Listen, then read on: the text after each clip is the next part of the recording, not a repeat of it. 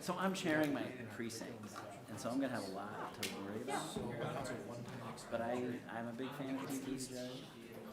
But I like a lot of them. So. And seeing the bills. That's the thing. It's such a huge. Half of it, no, It's that's the getting there. I mean, dark I like. one, right? It's hard to know. That's what I like a lot of them. We finally decided we appreciate obviously the chair. Yeah. So I'm gonna stay uncommitted and not worry about That may be one of the least of your concerns. I've done it before. Yeah, I did. with 1,000 people. That troubles it. I mean, like, we'll get 3, maybe. No, go with it. I don't have my precinct's not super active. May, I'm having a clearly did not see that day. Saw the oldest that day. Yeah. The youngest. I just met Corey Booker. My sister's. Oh, so you got Just up there. And I've recruited about 8 people. And Yeah? I like both of them, so I called my whole list, did the personal appeal, Yeah? and I got a few people, and then my family, I have 2 adults, my wife. It's Out there and help me. yeah, we're just gonna give up on that. And my daughters, actually, my youngest daughter's I thought 8. your daughter was young. So I have an 8-year-old, then I have my son's 26, and my daughter's 28. So they'll both. So the 8-year-old's more helpful to you. She's gonna be a greeter. She's like really excited. He is? Kids that age are real great. Yeah, she's finally like 8. She's crossed that threshold where she's actually, she can. Happy New Year. I call this Iowa City Community School Board meeting on Tuesday, January 14th, 2020 to order. My name is Janet Godwin, and I want to thank those in the audience, those watching on YouTube, and those following on Twitter for joining us tonight. I'll start by introducing those at the table with me. To my right, Superintendent Steve Murley, Directors Lisa Williams, Sean Eystone. To my left, J.P. Clausen, Charlie Eastham, and Recording Secretary Kim Colvin. The public is reminded that if they wish to speak, they need to complete a speaker form found at the table in the lobby and turn it in. During community comment, persons may speak to the board about topics relevant to the district. All community comment directed at non-agenda items and agenda items shall take place at the beginning of the meeting during the community comment section of the agenda. So first up, we have our student representatives from the City High. Mira? Hello, Mira wasn't able to make it today, so Come on. You want to come up to the mic? Come up to the mic. I like loudly So I'm Demetrius Littlemoon. I'm the City High Student Senate Treasurer and sort of second in command. More than sort of, not the point. Anyway, Mira couldn't make it. I never asked. Not really the issue. I've known her forever. So I'm supposed to talk about what City High's been up to. The biggest thing that Student Senate in particular has been up to is we gave out our club grants just recently, so we distributed a few $1,000s throughout the clubs in the school. They submit forms, we give them money, everybody has a great time. Actually allows for the extremely underfunded clubs to get cool stuff that is very inaccessible. We've had good progress with the construction. Parking's not going terribly. We're going to try to divert more people to the newer parking lots that we've opened up that weren't previously available because we've got problems with people parking on the islands and everything, which is distinctly illegal, but we don't really care. More bike racks. We're trying to move to more environmentally friendly forms of transportation, focus on carpooling to limit the number of people that drive, also because parking's an issue. I believe that's everything important that's been going on in the academic realm. It's kind of confusing to figure out what to talk about. I was just at the PSTO meeting yesterday. So, yeah. And then as far as sports go, the girls basketball team is obviously doing very well, undefeated, #1 in the state. Boys basketball team, better than last year. They've got like 5 wins, and I think we got like 5 total last year. I don't know how many games basketball plays. I'm assuming it's like 30. So it seems like we're doing okay. That sounds good. Yep. Do I leave now? Yes, you do. Thank you very much. Thank you so much. That was fantastic. West High, Aditi, apologies, Aditi.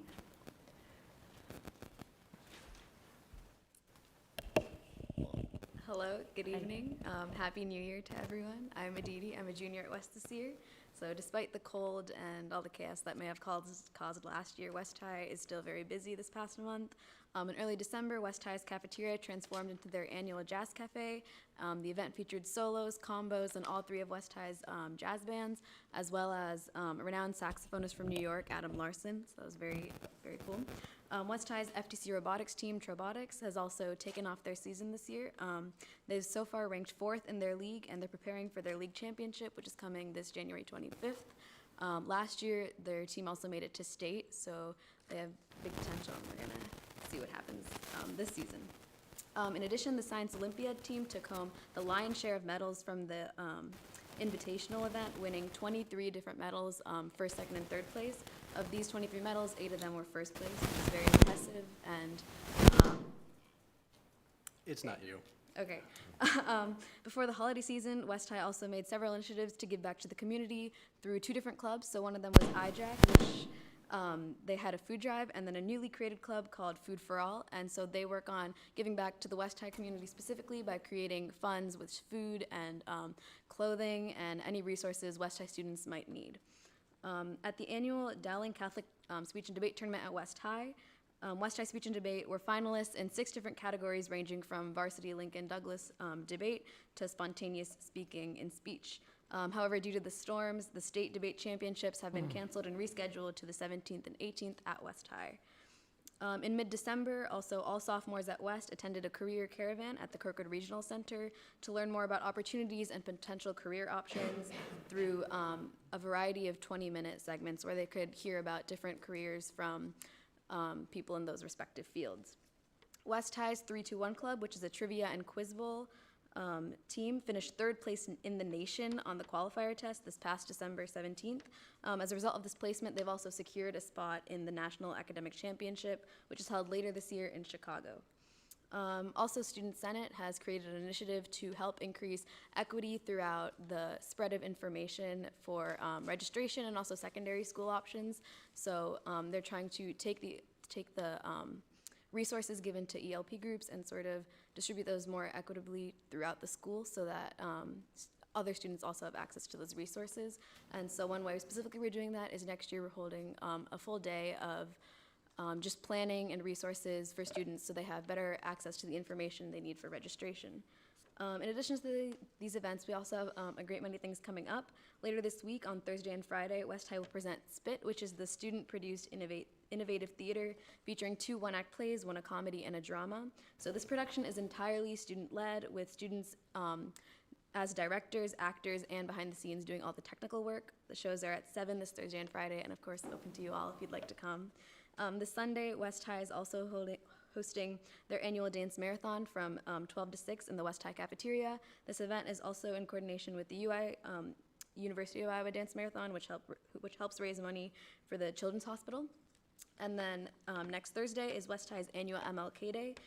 Although there is no school Monday due to this, Thursday serves as a day of reflection and learning, where students get to go to different sessions to learn about justice, inequality, and current event issues. And it's a really informational day, and I'm very glad that it has become a thing these past few years. Students can rotate through different sessions, but also lead their own sessions with their own teachers, talking about things that they think are really important in today's current world. So that is all I have for you. Thank you. And Thank you so I'll much. See you next month. Yes, indeed. Thank you. Next up, Ryan from Liberty.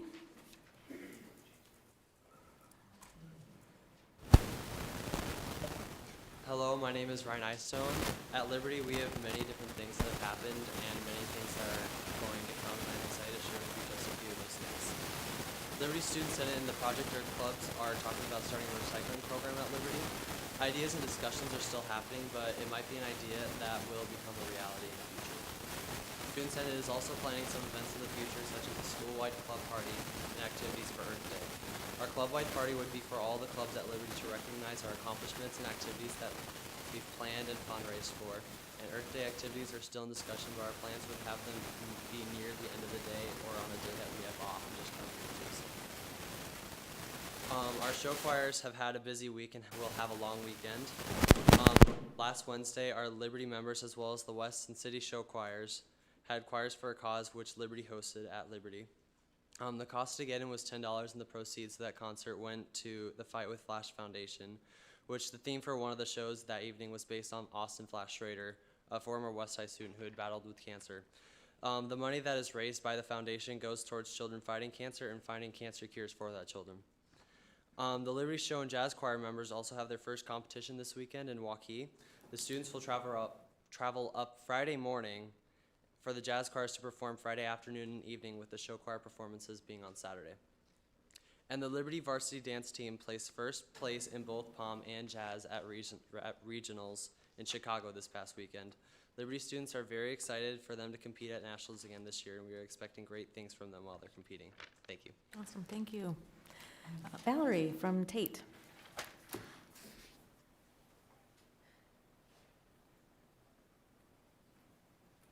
Hello, my name is Valerie. I'm a senior at Tate High School. As I missed last month, I'll start with a few things from the end of 2019. The Tate Holiday Store is a really special Tate tradition. It was originally started by Mrs. Brown in memory of her sister who passed away. Gifts are donated by community and staff members, and students are provided an opportunity to shop for friends and family. This year, the store was open from December 16th through the 19th. Every student who signed up had an opportunity to choose several gifts from the store. Once gifts were selected, student council and staff members wrapped the gifts and had them ready to go for students at the end of each day. Our Tate Holiday Store aligns with our mission of supporting students in all areas of their lives. It is another way to reinforce a culture of caring. Students are so happy to have gifts for their family, and staff loves sharing holiday spirit. We are very proud to announce that Tate employee Ebony Hawkins recently won a District Shine Award. In addition to working full-time during the day as a hall monitor, Ms. Hoskins also manages our evening and summer school programs while coordinating online learning for some of our most at-risk students. Ms. Hoskins is a leader in our building and is always willing to help out in any way possible. In addition to working at Tate, Ms. Hoskins takes college courses and is raising a wonderful son who is currently in the 3rd grade at Coralville Central. We want to recognize Ms. Hoskins for her hard work over the years at Tate and let her know how thankful we are that she is part of our Tate Warrior family. This trimester, we welcomed 22 new students to Tate, most of whom transferred from other schools in the Iowa City School District. We hold orientation for new students every trimester and consider it a high priority to help them feel welcome in our building. Orientation with these new students went well. The students appreciate the opportunity to learn about Tate and learn the names of students and staff. This is a time for them to share their struggles with school so that we can develop a personalized learning plan for success. We want every student to feel comfortable coming to Tate and help them fit in by teaching them our expectations and keeping with our commitment to PBIS. Ms. Browning is committed to these orientations and wants her first interactions with new students to be positive and transparent. Before winter break, the Tate Warrior basketball team participated in a 2-day tournament in Walker, Iowa. Teams from Nebraska, Wisconsin, Illinois, and Indiana and Minnesota were present. The team held 3 practices a week to prepare for the tournament. The competition was stiff, but they played hard and had fun. Coach Cochran is proud of the fact that his 14 players are committed to a student-athlete mindset. Our team has increased their school attendance and have an academic goal of C or higher for all classes. These students strive to demonstrate core values on a daily basis in school. The official date for a school-wide Poetry Out Loud competition has been set for Tuesday, February 11th. Poetry Out Loud is a nationwide poetry recitation competition open to students grades 9 through 12. Yesterday, we kicked off the program in advisory and hope to recruit at least 10 students to participate. Students are required to choose a poem from the Poetry Out Loud anthology, memorize it, and recite in front of a school audience. This is the 2nd year in a row that Tate has entered this national poetry competition, and we are looking forward to the competition. We invite you to attend and support our students in pursuing the arts. 3 new clubs have formed at Tate: Dungeons & Dragons, Double Dutch Jump Rope, and Quirk Club, a club inviting students to bring music, ideas, or anything to share. Dungeons & Dragons has been active for a few weeks and is a committed group of students shows up every week to play. Double Dutch and Quirk Club are brand new, and we expect to see solid participation. In collaboration with our local homeless coordinating board and Johnson County social services, Tate is offering a course called Rent Wise that teaches students how to be good renters. It takes place on Tuesday mornings for about an hour and a half, and modules are taught by trained professionals in the community. 8 students are participating, and it's running for about 2 weeks. So far, things are going very well, which is in general how things are going at Tate. Thank you for listening. I'll see you next month. Thank you, Valerie, appreciate it. Next up, Brady from the ICEA. Hi, good evening. I hesitate to touch this thing, but President Godwin, Vice President Istone, Directors, Superintendent Murley, thanks for having me. The condition of the state address was today, and we appreciate that the SSA call was for 2.5%, which is better, but still not adequate, and to cover our actual costs, to meet the needs of our students, or let alone to provide innovative programming. So I want to just say I appreciate that you as a board with your legislative priorities took the time to look at a 10-year average of actual costs and then calibrate your ask legislatively for that at 4.5%. So you should, I hope that other institutions saw what you did and appreciate, the care that went into that. And we certainly do appreciate it. And second, that 4.5% would be an adequate amount to cover actual costs we've had over 10 years. So the condition of the state address is certainly not it. The legislative process, of course, kicks in and they have the power of the purse. So with that in mind, I'd like to invite you on Saturday, January 25th, the League of Women Voters of Johnson County will be having their legislative forum with an education focus. ICCSD, ICEA, and the University of Iowa are co-sponsors of that event. It is from 9:30 until 11:30 on Saturday, January 25th in the Emma Harvett Hall, which is in the City Hall of Iowa City. So we hope you're able to make it. We invite the public, of course. It's a great opportunity. All the legislators have been invited, and typically they all attend, so it's a really good opportunity to try to exert some influence. So, thank you. Thanks, Brady, appreciate it. Next up, community comment. I don't think we have any community comment this evening, so we'll move into agenda approval. Is there a motion to approve our agenda tonight? So move. Second. Kim, ready to vote? Online voting is open.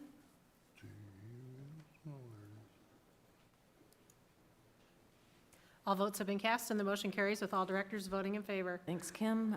Consent agenda, I think this pay period, Sean and I both reviewed the bills. We each had a couple questions that were addressed by the district. Any other comment, Sean?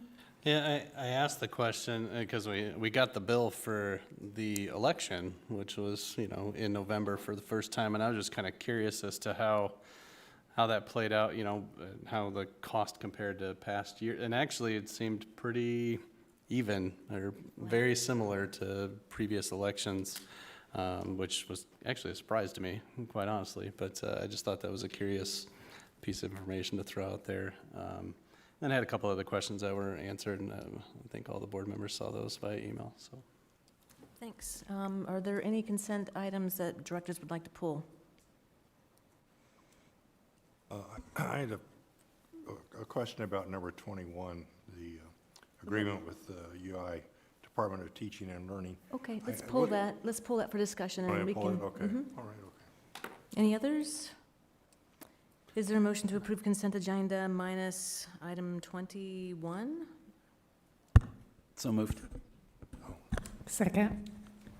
Kim, ready to vote? Online voting is open.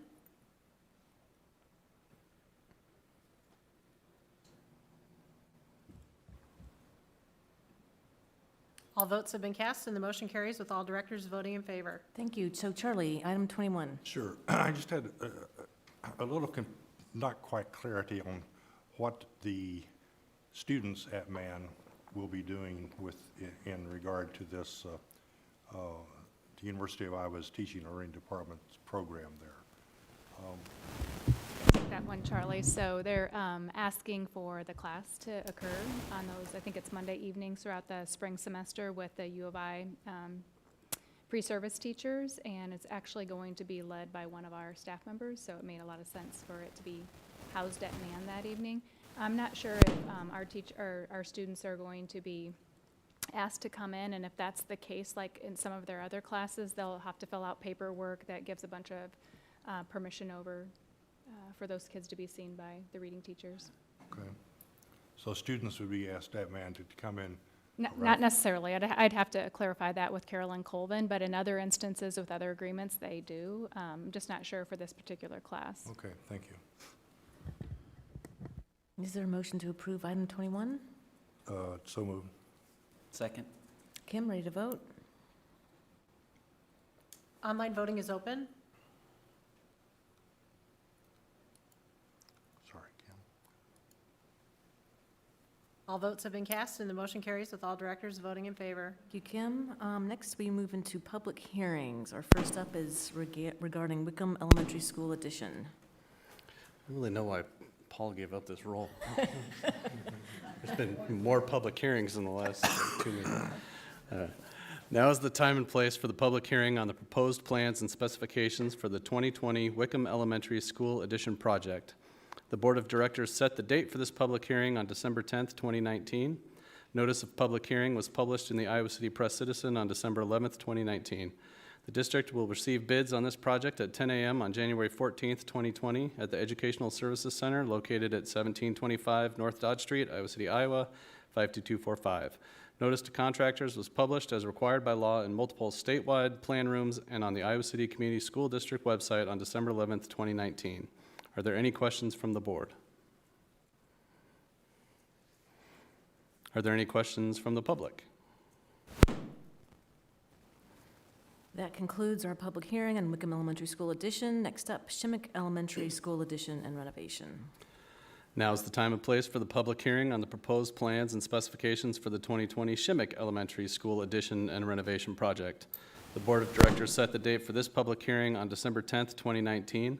Notice of public hearing was published in the Iowa City Press Citizen on December 11th, 2019.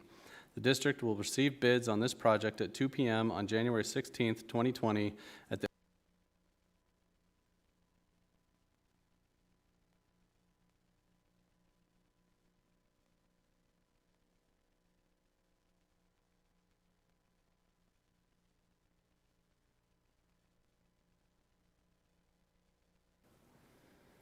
Are there any questions from the public?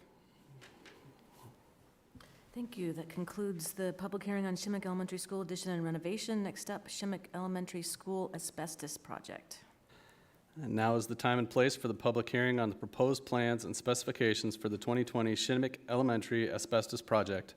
The Board of Directors set the date for this public hearing on December 10th, 2019. Notice of public hearing was published in the Iowa City Press Citizen on December 11th, 2019. The district will receive bids on this project at 2:30 p.m. on January 16th, 2020 at the Facilities Management Office located at 1137 South Riverside Drive, Iowa City, Iowa, 52246. Notice to contractors was published as required by law in multiple statewide plan rooms and on the Iowa City Community School District website on December 11th, 2019. Are there any questions from the board? Are there any questions from the public? Thank you. That concludes public hearing on Shimmick Elementary School asbestos project. Next up, City High asbestos project. Now is the time and place for the public hearing on the proposed plans and specifications for the City High asbestos project. The Board of Directors set the date for this public hearing on December 10th, 2019. Notice of public hearing was published in the Iowa City Press Citizen on December 11th, 2019. The district will receive bids on this project at 3 p.m. on January 16th, 2020 at the Facilities Management Office located at 1137 South Riverside Drive, Iowa City, Iowa, 52246.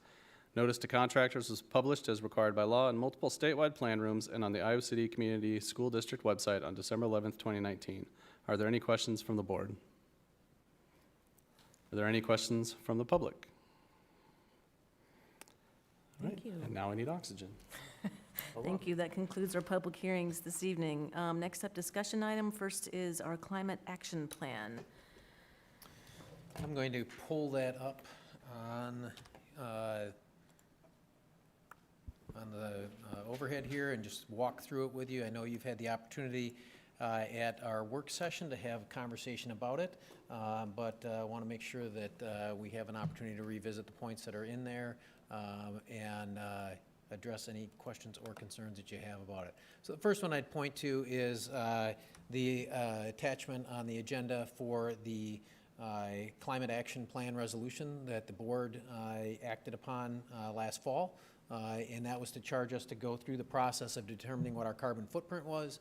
Once determining the carbon footprint, then to determine from that understanding of our greenhouse gas emissions and the portfolio of emission sources, a plan to mitigate those and to move towards net zero. So any questions on that before we move into the study that you and I completed for us? Okay. Actually, I do have a question, go ahead. sorry. We've got to, be it further resolved, we're gonna, let's see. It's the one that has the date of December 31st, 2019 in it. So it's right there, third from the bottom. Be it Yeah. resolved, further resolved, the district develop a climate action plan with specific targets for educational programming, greenhouse gas emission reduction, renewable energy use, facility and operational priorities, recycling initiatives, and nutritional programs, service programs upon completion of feasibility studies from energy consultations. So we're doing that with the climate action plan. My question is, do we need to modify the resolution to put in, like, the targets that we're saying we're shooting for? I don't think you necessarily need to modify this resolution. I think what we need to do is adopt a plan then Okay. that will specify those targets and some completion dates for them. Okay, I just was a little confused between the resolution versus the plan itself, so Yep. I'm good, thank you. Thank you, Janet. I had the same question. So in the plan that we have attached to it, just real quickly from an overview standpoint, this was completed for us by the University of Northern Iowa's Center for Energy and Environmental Education.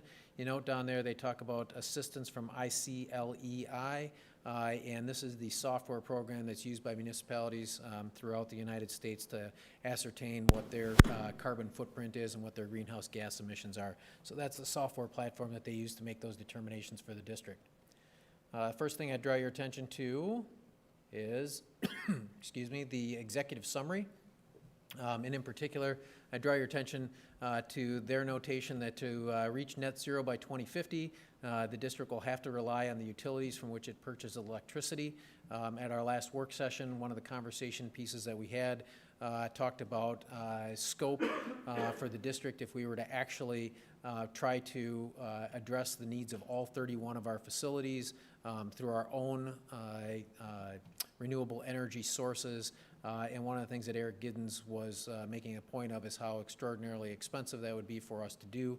And his point was that we will continue to rely on third-party energy providers. In this case, for us, it's Mid-American Alliant and the Lynn County Rural Electric Cooperative. And he talks about how important it is for us to ensure that we use our leverage as a municipal purchaser of power from them to push them to continue to move towards a clean energy base and removal of any dirty energy sources that they have in their portfolio. So I think that's important for us to consider. We just talked about the opening of the legislative session, and certainly this is an advocacy piece that the board and the district should continue to keep up front. And then in that last paragraph, prioritize, of course, sourcing and generating renewable energy. We'll talk about the generation piece in a moment. Converting all of our natural gas heating, water heating, and cooking systems to electric. And then as we look at our current facilities, roles of energy conservation and efficiency. And then the last one that we talked about at the work session was the conversion of our bus fleet to electric vehicles. So I think those, to your first question, those are the types of things that we need to identify as agreeable targets for the district to move towards, and then we can operationalize cost and timeline for those. You know, one of the things that we finished up our conversation with at the last work session was an understanding of the expense of converting our bus fleet from diesel to electric.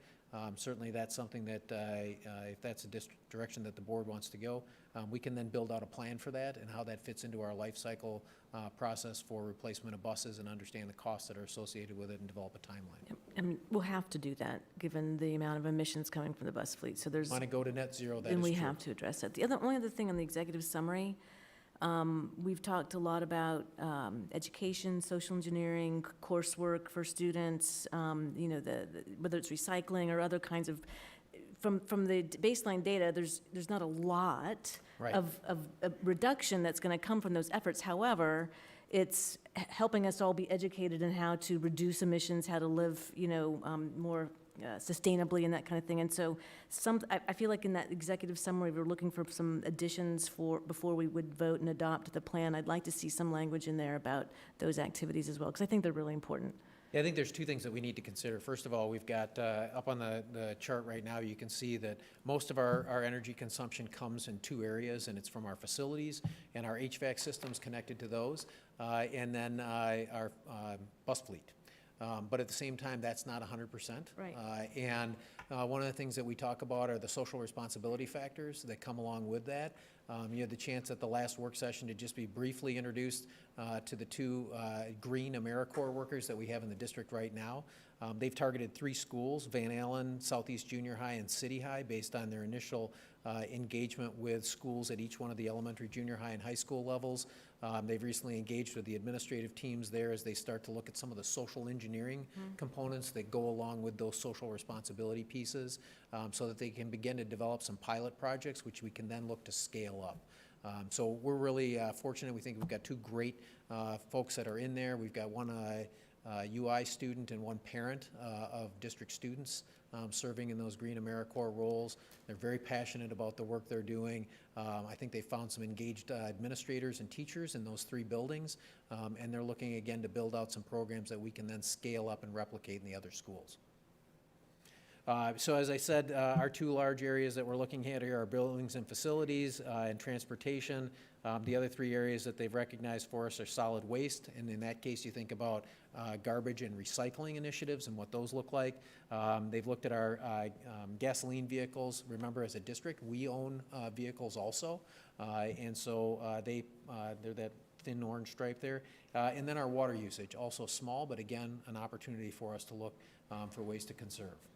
Steve, just so that I'm clear, the gasoline vehicles, that smaller percent, that refers to the cars that we, for example, approved on consent agenda to buy new ones today? Sure. So, for instance, last year we bought a couple of vans that we used to transport our homeless students, right? Those are gasoline powered.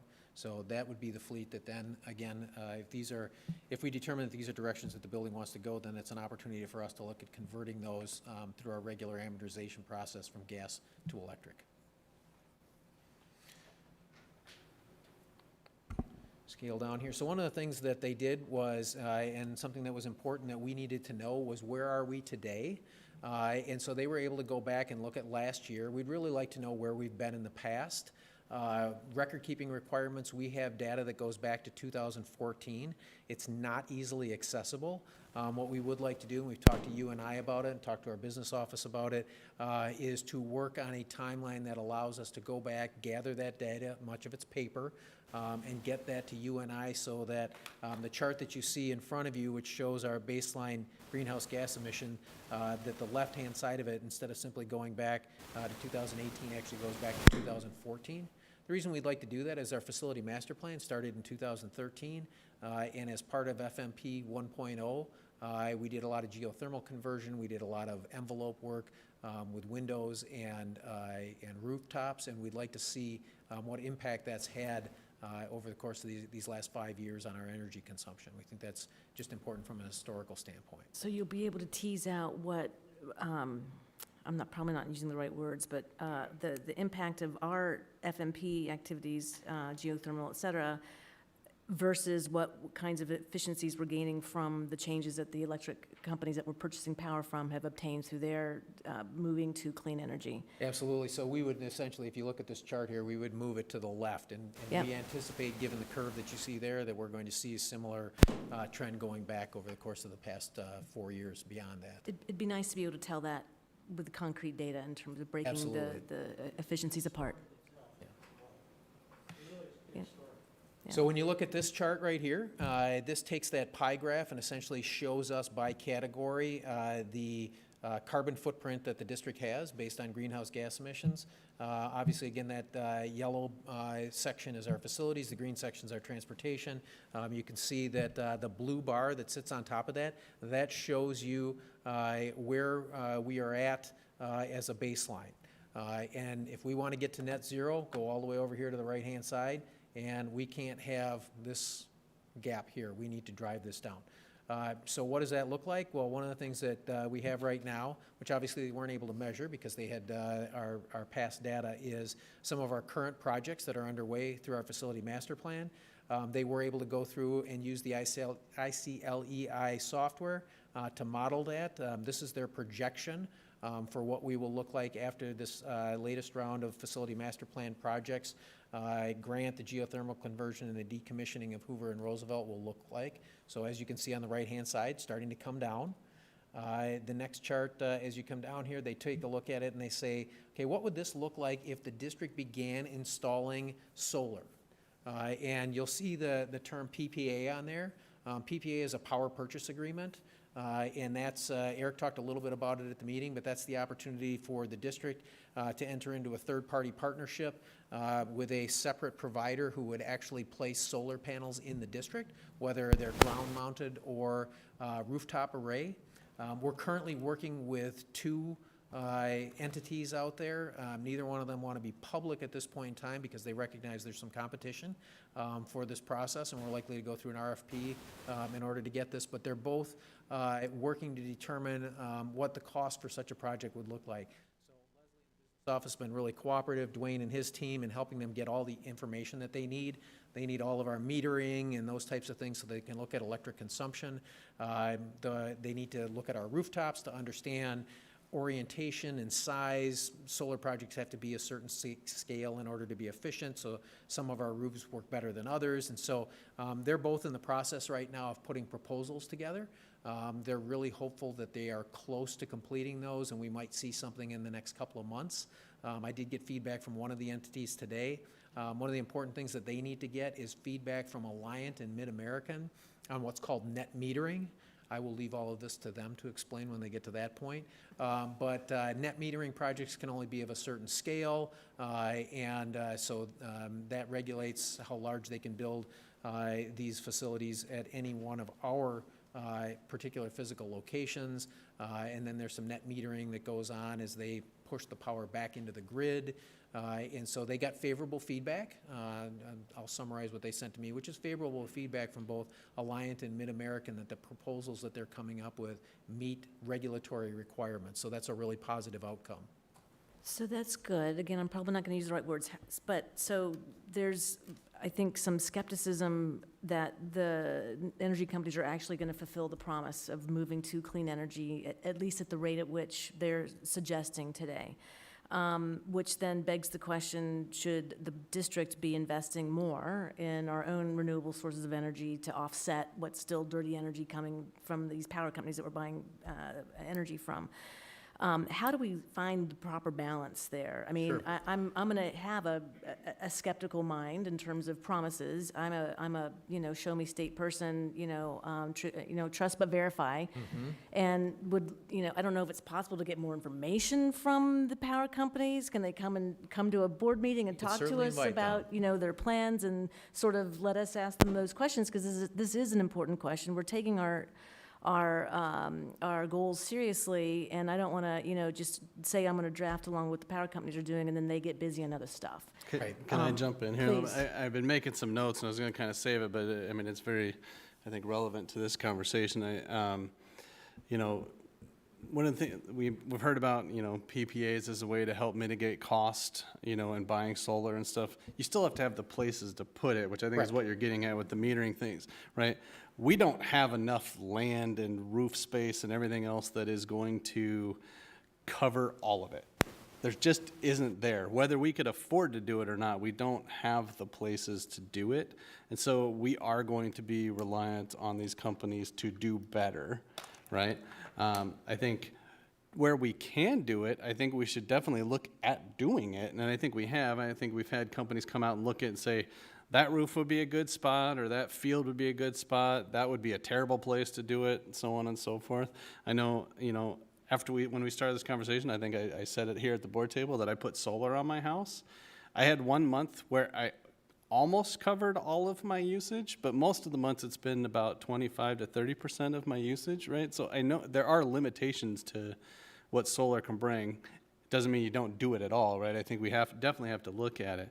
But one of the things that came up at our last legislative forum, and maybe we'll talk to them again, I think we have another one here, maybe the day before the League of Women Voters ones that Brady mentioned. We mentioned it then that we could work together with our legislators to put policy out there to help drive those energy companies to make changes, right? What sort of incentives there can be, or what sort of rules can be in place there. So we're tackling it from that end too. If we're going to be relying on them, how do we then make sure that they're going to do it? And I think our legislators are a great way to do that, and we've started that work, obviously. But I don't know if you saw, there was I think a fairly recent article that I think it was the Farm Bureau put out there with concerns about growing wind energy and how it affects farmland and things like that. So there is going to be a battle in Des Moines, I think, this year probably on a lot of that stuff. And so I think it's important for us to keep engaged on that front, or it will stall out from the energy companies' side of things, right? And then it's all on us. And that's part of our resolution. Right. It's a resolution in our, or an item in our climate Yeah, action it's resolution. one of our legislative priorities is to Yeah. work with, state and city municipalities. A couple and of things important like points with that. There are actually 2 counties in Iowa that have placed a moratorium on any new wind turbines, and that's a challenge because that's a part of both Mid-American and Alliance solution. So if they're unable to continue to build wind turbines, they're not going to meet their goal. So one of the things that we did with these external entities is we didn't say, bring us a plan to build something this big. We essentially said, given the district's properties, what could you do? So they're looking at every rooftop. They're looking at all of the land that we own. And when they bring back proposals to us, they will look at what a maximal solution would look like. Whether or not that's financially feasible, we'll find out when they bring it in. They've already told us through some of their initial work that some of our rooftops are too small. If you look at the top of our roofs, not every roof is flat. In some cases, it's this high, and then it goes to this high, and it's that high over there. That makes it a little challenging for them, so they've modeled some of that for us so we know what it looks like. But they will bring back to us what they perceive to be a maximum solution that the district could enter into. So again, we're hopeful that that comes forward relatively quickly based on the feedback from the one entity today. I think they may literally only be a couple months out from having their proposals ready to go. And Janet, just to let everyone know, I'm very pleased that we're going in that direction too. So if we're able to do that, one of the things that they've modeled on here is this particular chart. You can again see that the gap between the blue line and 0 is going down because that would include the district entering into some of those power purchase agreements and begin to mitigate some of our costs from that. And then I talked about our Green AmeriCorps folks. One of the things that they talk about is social engineering. And a simple way to think of that is it's a little cooler inside in the winter and it's a little warmer inside in the summer. And if we're able to begin to do that, we've already done some extensive relamping. If we continue to do that throughout the buildings and look at decreasing our energy usage, that could have a significant impact. So that will also be part of our solution matrix as we go through it. They talked about bus to diesel. In this one, we get to an almost invisible green line on the far right-hand side. And again, that's something that if the district is interested in, and which Janet, you just said we'll have to do, again, as we're going to get to 0, we'll get some costs associated with that and be able to build out a plan and a timeline for how long it takes us to get there. And then, so this is the all-electric bus fleet here.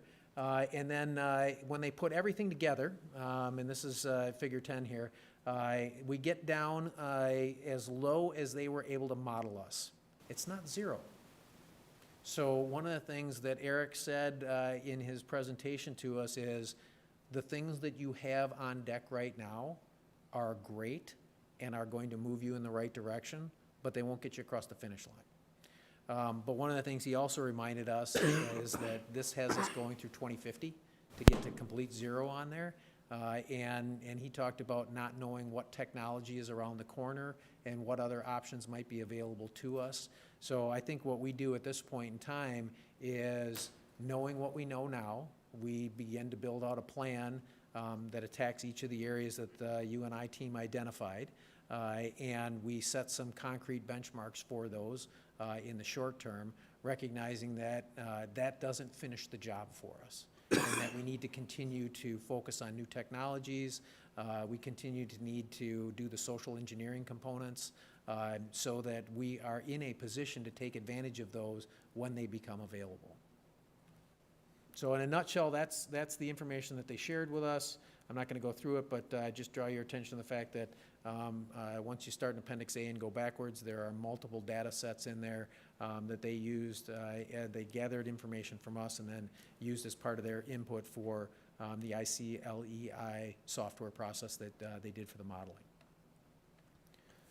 So with that, I'm going to stop talking for a moment and ask what questions you have for me or for the team about the work that they did and next steps for us. So I have a question on buses. I guess I'd like to see the comparison between all electric and then converting to biodiesel on some of our diesel buses. And you know, is that a viable option in some? What are the logistics of that?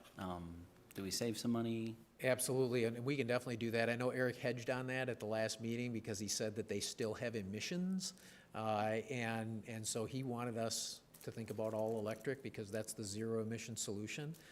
But certainly an opportunity to look at our fleet in terms of bridging the gap there. So we can definitely get costs on both of those.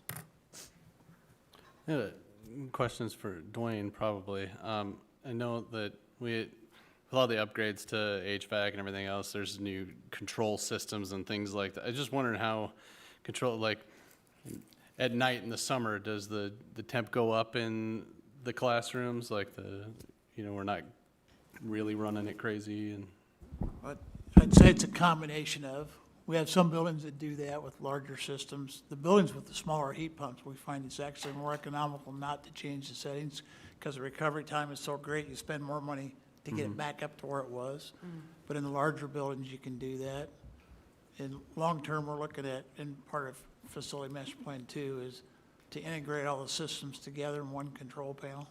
So we have a central location where we can control all the units. I think that'll be beneficial, but costly.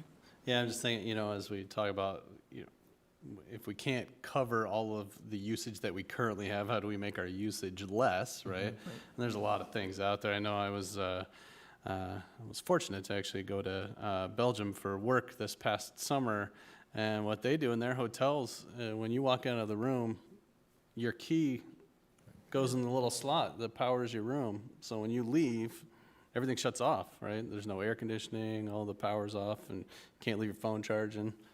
It's very frustrating. And then when you come back, you put it in, and the air kicks on. And it takes a little while to get it going again, but they have a lot of stuff they're doing there. They also had rainwater flushing your toilet, which was interesting. But, I'm just thinking that, there's things out there where we can program it a little bit better, or, I assume a lot of our lights are sensor or motion censored, right? So people aren't in rooms, the lights are going off and things like that. All the new projects have light sensors, and we do a lot of light harvesting where when the daylight goes up, the LED lights will actually go down, so we compensate for that. And what I meant by large building like this has a more conventional system. It's easy to raise it and lower it. It's a little tougher to do when you have 300 heat pumps in a building. Right. We've talked about, you talk about the key card running it. Even though we've moved away from what we would consider the old desktop model of the computer, we still have monitors out there. So you have some folks that leave their computer on. You've got some vampire drain, they call it, on your electrical system because you've still got those power blocks plugged in. So those are some of the things that we've talked about, especially with our green AmeriCorps folks in terms of what does social engineering look like? Because that obviously would change people's behaviors, because if your plan is to charge your laptop up overnight because you're a teacher on the go, okay, what does that look like for you? And so we recognize that there's some changes in behavior that will be required in order for us to do some of those things. And one thing I was thinking, if, our grounds work has been great, right? And we're creating these outdoor spaces, if we're encouraging people to be outdoors more, so if they're all leaving the classroom, is everything getting shut off in the room while they're not in there, or at least as much as can, that's the kind of thing that we can encourage that by how we have our facilities and make people want to go outside when they can, and then you're using less power in the moment, and it's a lot of little stuff that will add up that But Dwayne made a good doesn't point. cost, really. And that's another thing that as we look at Facilities Master Plan 2.0, part of the things that we talked about last time from a recommendation standpoint is we engineer new schools. We should think on the front end about engineering our rooftops for solar. You know, we've talked about it with the providers that have come in. It can be difficult to go back onto a building surface and put roof-mounted solar on, which is one of the reasons that they're also looking at ground arrays. But if we have the opportunity in the design phase to actually plan for solar on the roof, then it builds right into the schematic when we do it so that it's ready to go. So I think those are some of the things. If you look at the new schools that we've built, there's so much more natural light in them. You know, you contrast that with something like Northwest Junior High, multiple rooms with 0 windows in them at all. There's no way to teach in there unless the lights are on all the time. You go into many of our newer schools and you'll find that the teachers have the lights off. And so there's a real opportunity for us, again, from a social engineering standpoint, coupled with a design standpoint, to make a significant reduction in electric use. So Brady, when the courtyard's done there at Liberty, I want you to take your classes all outside and make sure everybody shuts all the lights off when they leave the room. Consider it done. All right. Wow. Just fix your yellow bar. So from our standpoint, I think the next step in the process, as I'm listening to you from an affirmative standpoint, is to go through, look at each of these areas, and begin to develop some timelines and some costs associated with them. For example, the buses, we can look at biodiesel, we can look at electric, we can look at our regular amortization process for buses. We can bring back to you then a plan. This goes back to your first question about the resolution that says, okay, what does it look like for us to zero that line out? What's the timeline for it? What's the cost associated for it? How does it compare with our current plan for amortizing buses? What's the cost differential? So we can bring those things back to you and then give you the opportunity to look at them individually, make some prioritized choices about next steps. And then I think at some point, when they've done the work, having the AmeriCorps volunteers come in, maybe with the staff they're working with, and just update us on how it's going. Because the one thing I worry about with some of that is the sustainability. You know, once we have these volunteers, it's great. Or you have the student energy or the teacher energy, and then how do we sustain that when we'll have turnover of folks and volunteers aren't around anymore to maintain? Because more kids know about it, that's going to help our behavioral change. And, you know, hopefully some of these kids come up with some bright ideas down the road to how we can fix some of this stuff. Good news is in talking to the AmeriCorps, the Green AmeriCorps workers, they understand that exact concept, and so their goal is to do some piloting work at Van Allen Southeast and City High and determine replicability and scalability of programs that we can then implement in other buildings without having to go through that whole growth process. When do you think they'd have time? You know, because it'd be nice for them to have time to do some work, report back. I guess we probably want to give them a month or so. Okay. They just started in December, and they just made their contacts. They did their surveys first to staff and then selected those 3 schools. They've just made their contacts with the schools now that we're back into the new school year. They're looking to put together groups of students and staff in each of those schools as champions as part of this process. And so I think getting some of those folks, some of the students and some of the staff to come into them, I think would be ideal. So I'll definitely reach out to them. I'd guess they'll probably want at least a month. Oh, sure. I was thinking no later than like Earth Day. Yeah. All right, Earth Day would be a good target for us. I would also suggest, Steve, that that the analytic folks pay some attention to the criticisms that were voiced about that the utilities are actually using. That notion that Mid-America is still using 30% of their electricity is coming from the burning of coal is a hard thing to respond to unless we know exactly. Right. Well, I think that's a huge lobbying point for us, which someone shared earlier, is to make sure that if they set those types of goals, that the state actually puts some teeth in it. And maybe one other quick point for you. When we were at the work session last time, there was a question about a Lynn County Rural Electric Cooperative. One of the things we were able to discover in the interim was that they're not a power generator, so they're simply a third-party broker. So they purchase all of their power from Alliant and Mid-American. So part of what we're doing now is figuring out what's the mix of power that they get from Alliant and Mid-American, so that we can understand how that factors into this process too. So they're not actually a generator. So, and Charlie, to your point, you know, one of the things that we did with our power purchase agreement entities was not specify only filling the gap that would be left from the Mid-American conversion, but actually what is the maximum amount that we could generate given our current facilities, rooftops, property, et cetera. So we didn't hold them to just filling the gap because I guess in a hope for the best, plan for the worst world, we can hope that the providers meet their goals, but we should plan for mitigating as much of that on-site as we can. That's a good evaluation strategy at this point. It's also cheaper if we're making it ourselves instead of buying it, right? I mean, in the end, right? Eric's answer was that it So it's covering depends, it by, Yeah. you know, everybody changing to 100% renewable energies, but if we're still buying it, you know, I think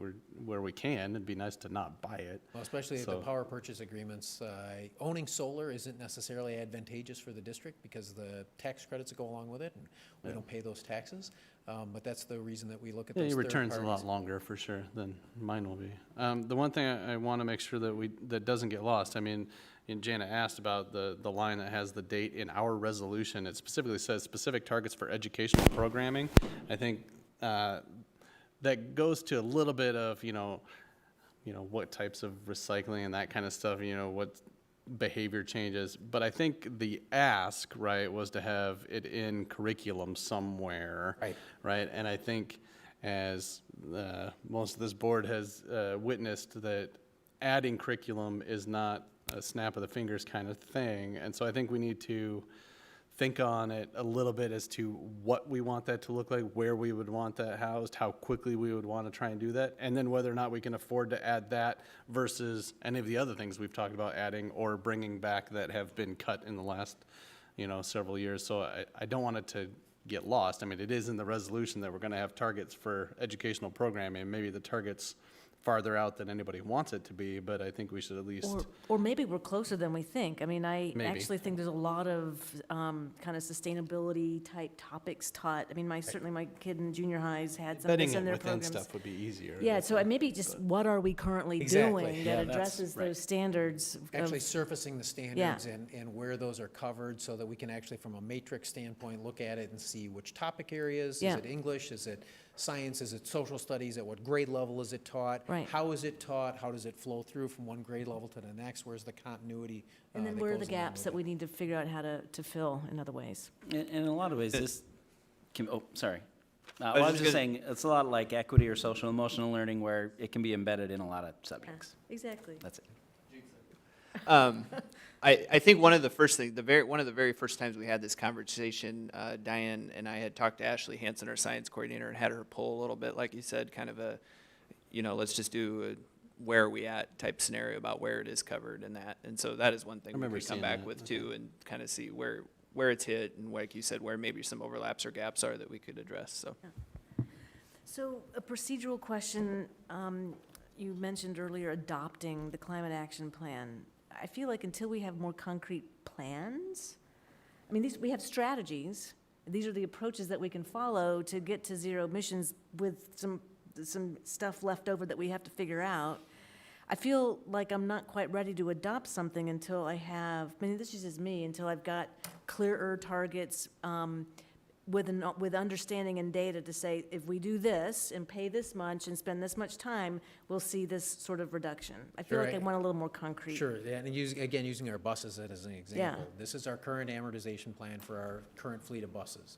If we went to biodiesel on this same scale, it would cost this much over this period of time. If we went to electric, it cost this much over this period of time. So then you can actually look at it as a board and make a value judgment on that and then give us some directive in terms of moving forward. And clearly, it's a long period of time. We already talked about technology changes, new innovations that we don't even know about. I mean, we're talking about a 30-year period.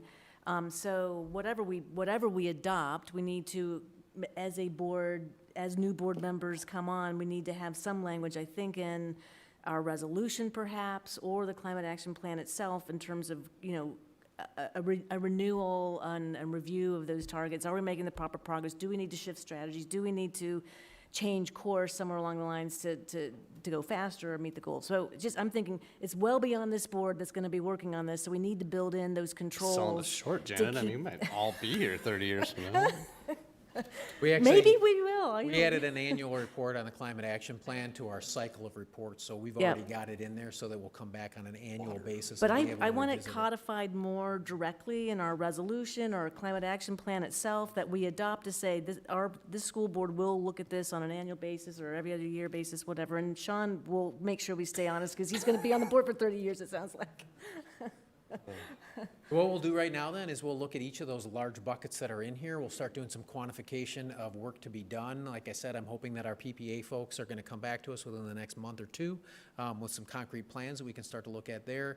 We'll look at transportation, we'll look at HVAC, we'll look at our curriculum areas, we'll look at each one of those areas. We'll look at identifying some specific targets and data sets that you need in order to make decisions on that. And depending on the timelines for putting those together, we may bring parts of them back to you sooner rather than later, simply so that we can start moving them forward. I think about PPAs, for example. We may not want to wait until all the rest of the pieces are in place, but bring that to you earlier. So what we'll do is as we get closer to that, we'll let you know what's ready to go and seek your guidance on putting that on the calendar. It'd be nice if we could wrap this by the end of this fiscal year. Oh, absolutely, yeah. It's much like a lot of our topics that we've discussed up here. It's definitely trying to find that balance between the sense of urgency and doing it right, and having something that's long-term sustainable. And I think that's where, a lot of people want it done now. I want it done now. I want us to, be as responsible as we can be. But I know that if we just throw stuff at, throw darts at the dartboard, it's not sustainable. And I think really doing the due diligence on what we can do and what makes the most sense is probably going to be the most successful in the long run. So I appreciate the balance that we're trying to strike. The last thing I'll add, and it's part of that annual plan, is we talked to Eric about, can you take our data and continue to run it through the software on an annual basis so that rather than just relying on the model, we can actually see the actual growth piece. He's very interested in doing that. So hopefully what that would allow us to do is actually measure the results on an annual basis. So when we come back to you with the annual climate action plan, just like you can see on here, this is where we are in 18, this is where we are in 19, this is what we think where we'll be at the end of 20. We can actually see that. Mm-hmm. It's good. Yeah. Excellent, thank you. What else? Anything else, folks? That was a good conversation. Thank you, Steve, for kind of walking us through that. I appreciate that and all the comments from directors. Next up, we've got our voluntary transfer discussion. And we had some data as part of this item. Matt, are you taking the lead on this one? Yeah, I can introduce the topic here for you. So we had visited about this, maybe it was a couple months ago already. I think I pulled this from an October meeting, the last time we'd kind of shown you the same data set. So the data set is the same one from that meeting, just pulled over to tonight's. What is new there for you is the feedback I collected from the secondary administrative team, kind of trying to capture that in a pro and con format when considering an open versus a closed system. And then the third document you see there is really just kind of some of our rules surrounding secondary voluntary transfer as it currently stands. And so if you take a look at that document around the open and closed transfer system and pros and cons, you see some themes that are repeated on both sides because it's kind of hard to talk about a pro and con of one without bleeding into the other one. But for example, with an open transfer, some of the pros of that that they felt were significant were the idea of family choice, families being able to choose a school that made sense for them, that they could potentially maintain some consistency, that if their family was kind of experiencing some disruption from those boundary changes. And for some of them, it honestly makes extracurricular participation easier depending on where they live and the school they access and other family members. Cons could complicate some things for us on overcrowding or staffing levels. I don't think we've seen any kind of significant overcrowding in that regard. Sometimes staffing situations do become a little bit challenging depending on the timeliness of some of those transfers and when we get those things in. And it's really maybe not even the timeliness of those, just if we see an influx of one group of students from one attendance center to another, that changes our staffing levels across and can create situations like we've already seen. Amy talks to you a lot about shifting staff. That's not something we've had to do as much at secondary, but it could create some scenarios for us where we would need to do that. Potentially undoes some of the boundary decisions. I think that when we allow transfers in a fairly open system, that can lose some integrity to that boundary process about what those maybe goals we're trying to achieve through the boundary conversation.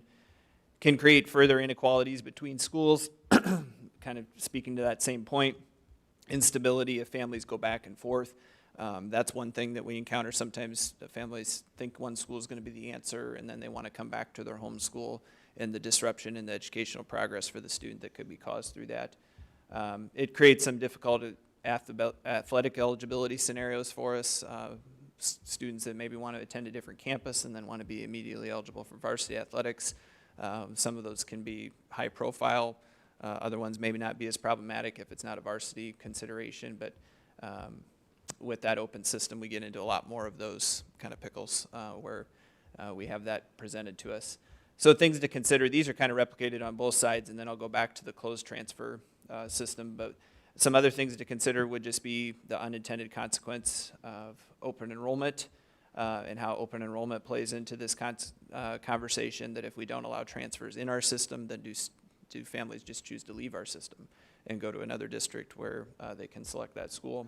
The athletics piece, I kind of just talked to you about that. I think whether it's open or closed, there's a conversation around that and how that's tied to the whole thing for secondary.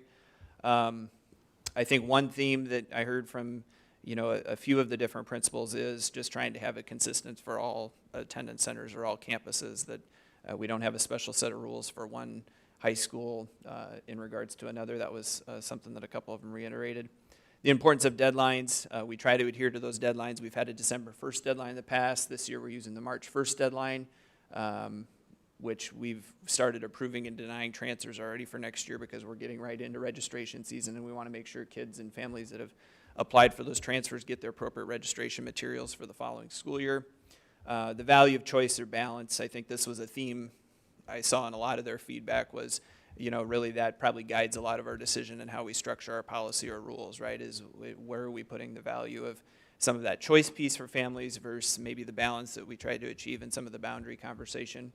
And then there was another idea about a one-time transfer, and then that allows us to maybe address some of those other concerns, that if all students are allowed a one-time transfer at either entry to the district or from that 8th to 9th grade year, does that better position then to avoid some of those concerns about moving back and forth, or the uneasiness about large SWAT, or better able to plan for if we do get a large group of students transferring from one campus to another, that then we can plan for that over the course of time instead of a year-to-year basis.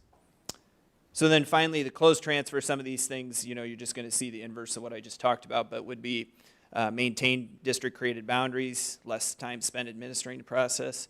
Honestly, that permeates all through the system. That's not a complaint of mine. I would just say that when we have open transfers, that creates a lot of different scenarios and a lot of different conversations drilled all the way down to the building level that principals end up spending time about people, either threatening or saying they're just going to leave and, go do those different things. So there's a lot of pieces, I think, that go into that time aspect. The stability, maybe what's best for all is not best for some. In that closed transfer consideration, it's cleaner, it's simpler. The con, of course, no choice for families. Do we ever really have a closed system? There's probably going to be exceptions made for certain categories, and maybe we could better define those and be a little bit more rigid on what those are, but I think that was a theme they thought was important to recognize as well. The current exceptions we have right now do benefit those of privilege, if we're speaking honestly about that, and who's able to maybe qualify for getting a medical exception and some of those things, and the access to resources and how they qualify. Our current system probably benefits those of privilege that are able to do that. Barriers, and the final con listed there would be barriers created by trying to achieve equity. So in good intentions, what are the things, maybe the unintended consequence of that, with distance to schools, even if we provide transportation, is that I think we've seen that with some of our activities with good intentions there on trying to provide transportation for that. It still doesn't do the same thing as if it were close to their home at the school they attend. The time and then relationships that administrators, teachers, all the support staff are able to build with students and families. So hopefully that made sense, but those were some of the things they thought about and thought were important to bring to your attention. I tried to condense them and kind of classify them the best we could there for you, but with that, I can either answer questions or listen to your dialogue. Everybody's going to look at me because I asked to talk about this. I think the important part for sure is making the policy uniform for the schools, right? I mean, we intentionally put something in place at Liberty for size reasons, right? And that is quickly going to not be the case, and that's why I wanted to even have this conversation now. And I think whichever way we go, right, I think it's just got to be the same everywhere, whatever the policy is. having, gone through all of the arguments with these pros and cons at the elementary level, right? I mean, I think we're all well versed in what they are. I do think there is somewhat of a difference at the secondary level with both just how much happens in voluntary transfer at the secondary level versus the elementary. So you're talking about smaller numbers and a lot less schools, where they're all moving around. So that makes it less complicated. We're already kind of bypassing some of our rules, right, with our, it's not really, I guess, an exception to voluntary transfer, but having, Kirkwood kids kind of having the choice there and the Alexander kids having their choice. I mean, we're already having the exception at the junior high level. And so I agree with the statement that it's never really closed, right? And we would probably have some sort of exceptions built in there anyway. I am trying to be consistent, though, with, all of the arguments we made as to why we did it at the elementary level. I mean, they're still there, right, as to why you would shut it off at the secondary level, but I see that as different. So the bottom line is I'm kind of torn on which way to go, but at the very least, I would probably vote in favor of whatever plan does them all the same to start with. And I really am kind of on the fence about it. I know we got a lot of feedback from administration when we were doing the elementary, and it was a significant challenge to really know who was going to be in 20 plus schools, right? And really trying to maintain the numbers and really understand what we were doing with boundaries. And I guess I would ask, like, it's different at the secondary level, but is it still the same concerns, or what would recommendations be? I mean, we got pros and cons here from the feedback you got. Do they have a recommendation one way or the other? Do you guys have a recommendation, Steve or Matt? For you. I honestly think their overall recommendation, or what they would be in favor of, is more closed, and having the boundaries drawn and keeping it set with what the boundaries are and trying to close it and keep it a transfer for a very extreme circumstance. I think you got to understand we were in a closed system for quite a while, and then with the opening of that, I think we've seen a lot of the problems that come from that and potential hurdles, and not that they can't be dealt with or that there aren't some benefits coming from it, but I think from having some consistency on that administrative team, they've seen how it worked when it was closed and fairly hard to get across town to transfer schools to now where it's been open, and there's a lot of complications that have come from that. I think that would be their recommendation to that. But beneath all of that, I think where you started, Sean, is really where they want to make sure to land, that they would all be treated the same. Right. I think that's the overall thing. And so they could live with either. I think they'd prefer a closed, but bottom line is just allow us all to at least have operate with the same rules. It is hard to stuff that cat back in the bag, though, now that it is open, right? Particularly, Yeah, it would be hard to take that away. I mean, we've already told families for next year they could transfer, right? So we'd be undoing a lot of that. And I think that's what they understand, that reality-wise of where we're at, that would be difficult, but you guys also pulled that back for elementary quite a bit, and we would certainly work with you on how to do that if that's what you wanted to do. And they looked at the need. If you remember when we went through that with elementary, we said, okay, we're going to go with the default, which is closed, and then look at it and say, okay, what exceptions exist to that? And we just looked at the form for this year for elementary, and we know that one of the exceptions falls off next year, one falls off the year after that, another one falls off the year after that, which will make the process more and more streamlined over time.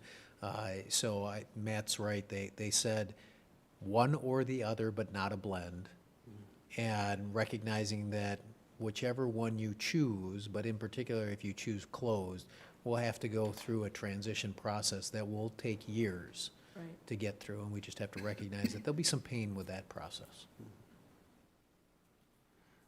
Yeah, I guess I don't see it as making the change as quickly as we did with the elementary, right? We were trying to do that in connection with changes that were already happening, right, on a timeline. So we were trying to do other stuff rather quickly, and and the boundary part and transfer part kind of went hand in hand in that. And so I would foresee this being a decision that would take a little bit of time. If anything, right, I think one of the attachments there is the way it currently reads, right, our transfer policy, and there's just the one line in there that says Liberty's closed going in. Is that what it is? Correct. Think about it. Like, I mean, I would foresee striking that line as something you could do almost immediately, because it doesn't stop people from doing something they're already doing. But then, you know, if there's a long-term game of closing, right, that becomes, you know, several years out, or this transition period. I am intrigued by the idea of the one-time choice, but I don't know. I regret a lot of my choices I've made in life, so I'd be hard pressed to put that on people that they get one shot at it. The numbers that we have, right, I kind of think of it very similar to when we were talking about attendance support busing, right? In areas that we don't have it, we don't know how many people would use it because they're not using it. We don't have those numbers, right? So we don't have numbers of how many people would potentially be transferring into Liberty, right? Because it's not allowed. I mean, there are numbers there for other reasons, but we don't know what that looks like, so it's hard to say. If we just open it, it'll still be small numbers, because that would be my fear if we opened it and all of a sudden you have this giant exodus from one school to another. And I know there's, you know, not going under 80% at your one school and going over capacity at the other one. So that stuff's built in there, so you can't do it too much, but that's the kind of the unknown if we just flung the doors open. I don't have an idea of how many. Maybe people are submitting voluntary transfer to get into Liberty, and we're just saying no. I don't know if we have a whole pile of those that we have an idea. Yeah. I'm not sure. I mean, I'm pretty sure we keep all of the transfer applications, and so we could probably get a number on denials. I mean, I don't think I think you're close to the idea, Sean. I mean, I don't think we're turning droves of people away, is the sense. I do think, obviously, we've had some where we've denied it. We've had some where we've granted it based on those medical exceptions that we've outlined with you guys. You know, I think the other part of this is if you were going to make a change, we can, of course, come back with data, and you can monitor that on a yearly situation, right, to check for capacity. You know, I mean, Liberty wouldn't be the only one I'd be worried about from a capacity standpoint. I mean, City High, I think, is another one, you know. I mean, capacity is usually something we can work around if we have the appropriate staffing at the high schools. I mean, we've had West High as big as 2,200, and so the principals will deal with the extra students and, you know, the extra support as long as they have the support, right, and as long as we can manage the staffing equation as far as supervision and instructing classes in appropriate number of sections. Where we get in difficult scenarios is when we can't plan for that ahead of time, and then we see changes in numbers, and we're trying to respond after staffing is set and things. And so the timing of the deadlines, that's what that point really spoke to. But, you know, if you're nervous about what a long-term change does, I mean, it's not, you know, there's always our ability to come back with the data about what it looks like, and if that's something we're comfortable with, or if we want to make a change at that point with you guys too. And maybe one other thing just to keep in mind as you're thinking about numbers is remember that we have more than 4,000 kids at the high school level. If you look at the numbers that are on that chart, you know, you're looking at fewer than 200 kids that are taking advantage of it right now. So it is a relatively small percentage, and that's also taking into consideration that we don't provide transportation for voluntary transfers, and many high school students are able to drive. So from that standpoint, it should be easier for high school students to avail themselves of that voluntary transfer option, simply because they can get themselves from one school to another if they have access to transportation, and we still have a fairly small number of students that choose that option.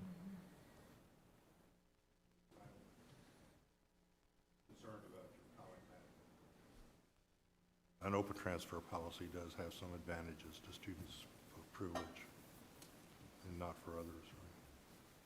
Right? Which one? Our current one or an open one? Well, an open one, I guess. Yeah.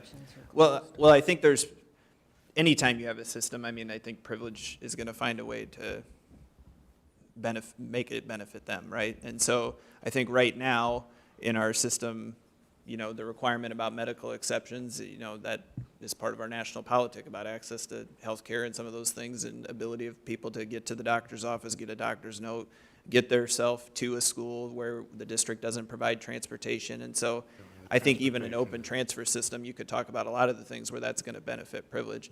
A closed system, maybe you protect that some more. I think that's what the feedback was tried to stress there, is if you don't allow as many transfers, then a closed system maybe protects what you've designed as the boundaries and keeps the students going to their school that way.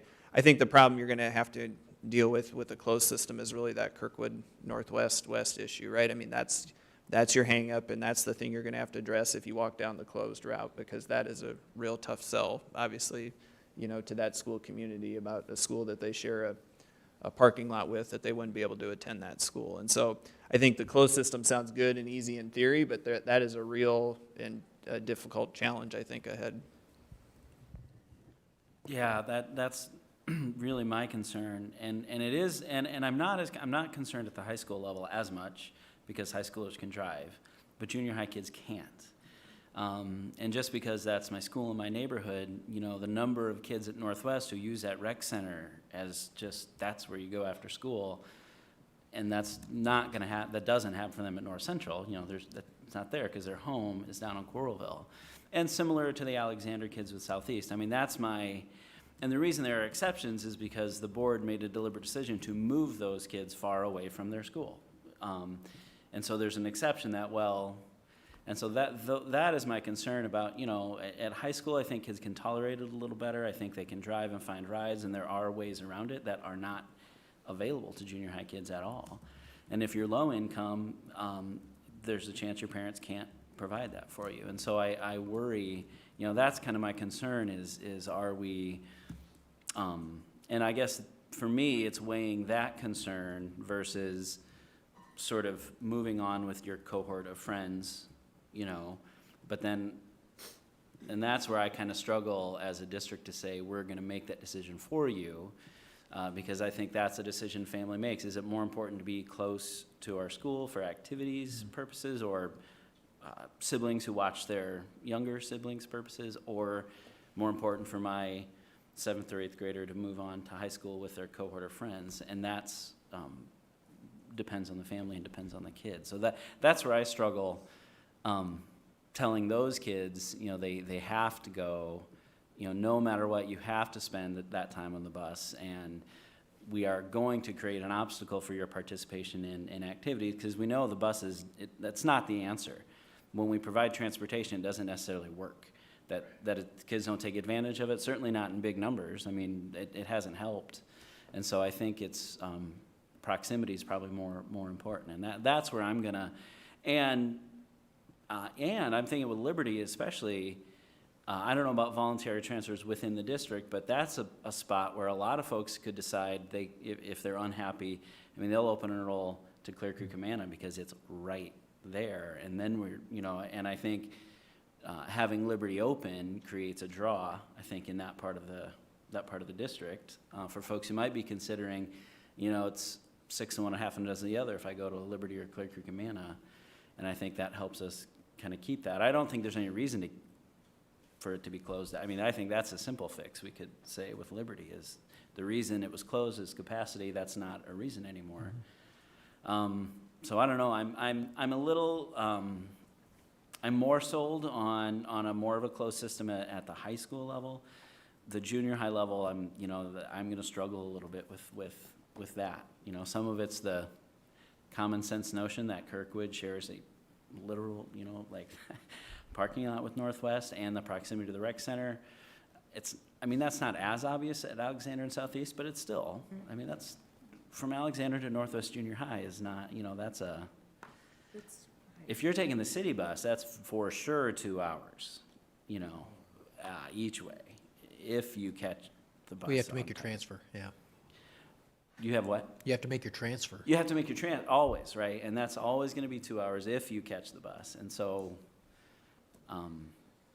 so those are kind of my reservations, and at the same time appreciating the closed system, for all the reasons it maintains the boundaries that have been set. I just think that Kirkwood Alexander, because that's such an outlier with, you know, all of our other elementary schools are going to the closest, and those are the two that we picked out to say, you are definitely getting bused across town. And I, you know, and so that's the one I'd struggle with. This is not an easy discussion. I'm trying to think through some timing and when we do have to make some clear calls. It sounds like we've already indicated to families for Yeah, I mean, next school year.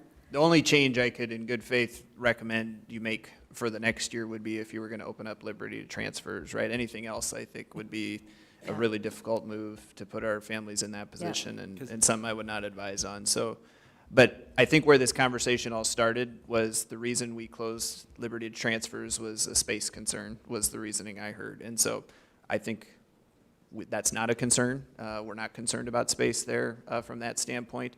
There may be other reasons you want to talk about that, if that's a smart move or not, but if it's based on kind of capacity or things like that, that concern has been removed. So otherwise, I think we're kind of in the situation we're in for next school year. And so if you want to continue the conversation, keep the rules as they are, you know, that's the rules we've been sending out and communicating to people. But it wouldn't be too late to consider open transfers to Liberty for next year if that was something you wanted to do.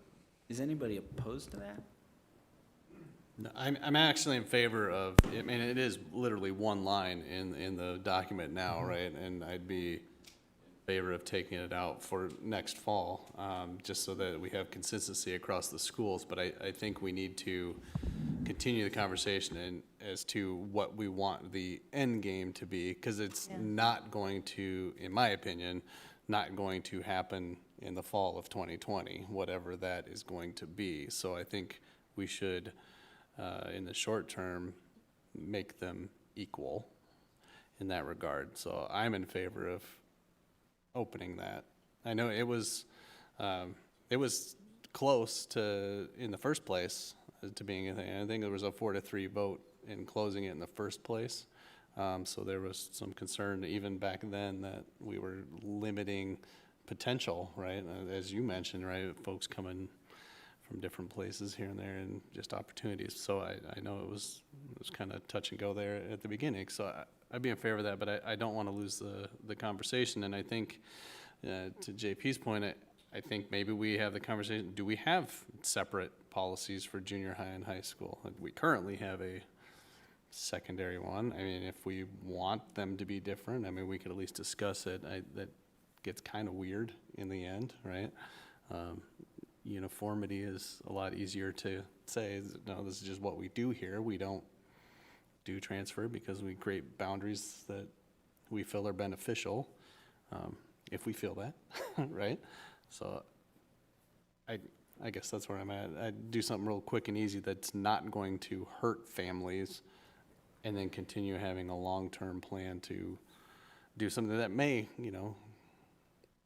cause trouble for some families. The only reason I would not be in favor of transferring into Liberty is if in 2 years we were going to close transfers. And so we had people start transferring into Liberty, and all of a sudden we change the policy and we say, okay, sorry, you can't do that anymore.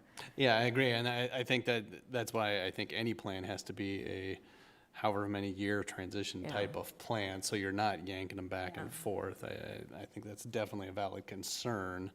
You don't want to say, yeah, you can do it, here's your carrot, and then no, you can't, right? But I'm a little concerned with doing anything too fast, because I know there were a lot of people during the talk on the elementary level, but what does that mean for my kid that's in secondary? You just changed what elementary I go to, which changed my secondary school, but I don't want them to change.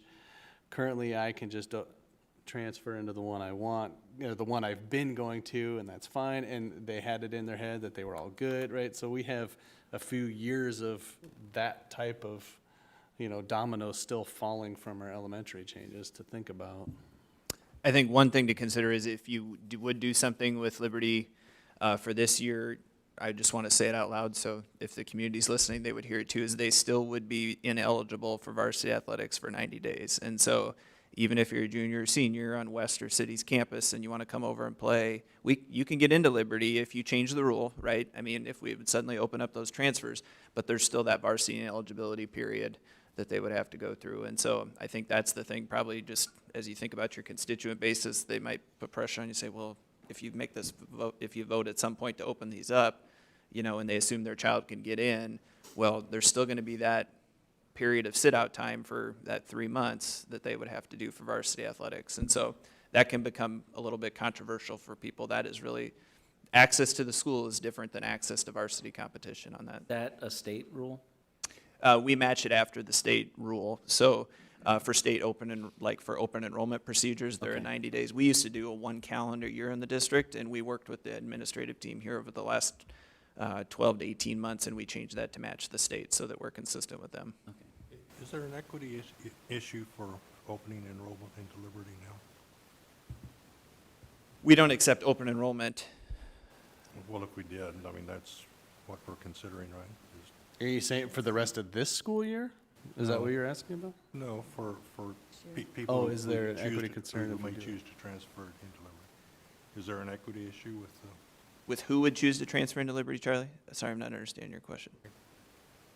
Well, I think that's where I was leading you a little bit with, there may be other considerations you don't want to allow transfers into Liberty about who would make that choice to transfer into Liberty. I kind of walked you down the privilege idea, right, about who's qualifying for medical exceptions or having those granted to them. But if it's just an open transfer system, then who are the families, what are the geographic regions that are going to want to transfer into Liberty? I think that's probably another consideration you'd want to take a look at. I do think it's difficult that they're operating under different rules than the other two campuses, but when Sean talked about that 4-3 vote, I think that was probably part of the conversation too, about which geographic area or which attendance zone would try to transfer in there that was assigned to a different campus. Okay, thanks.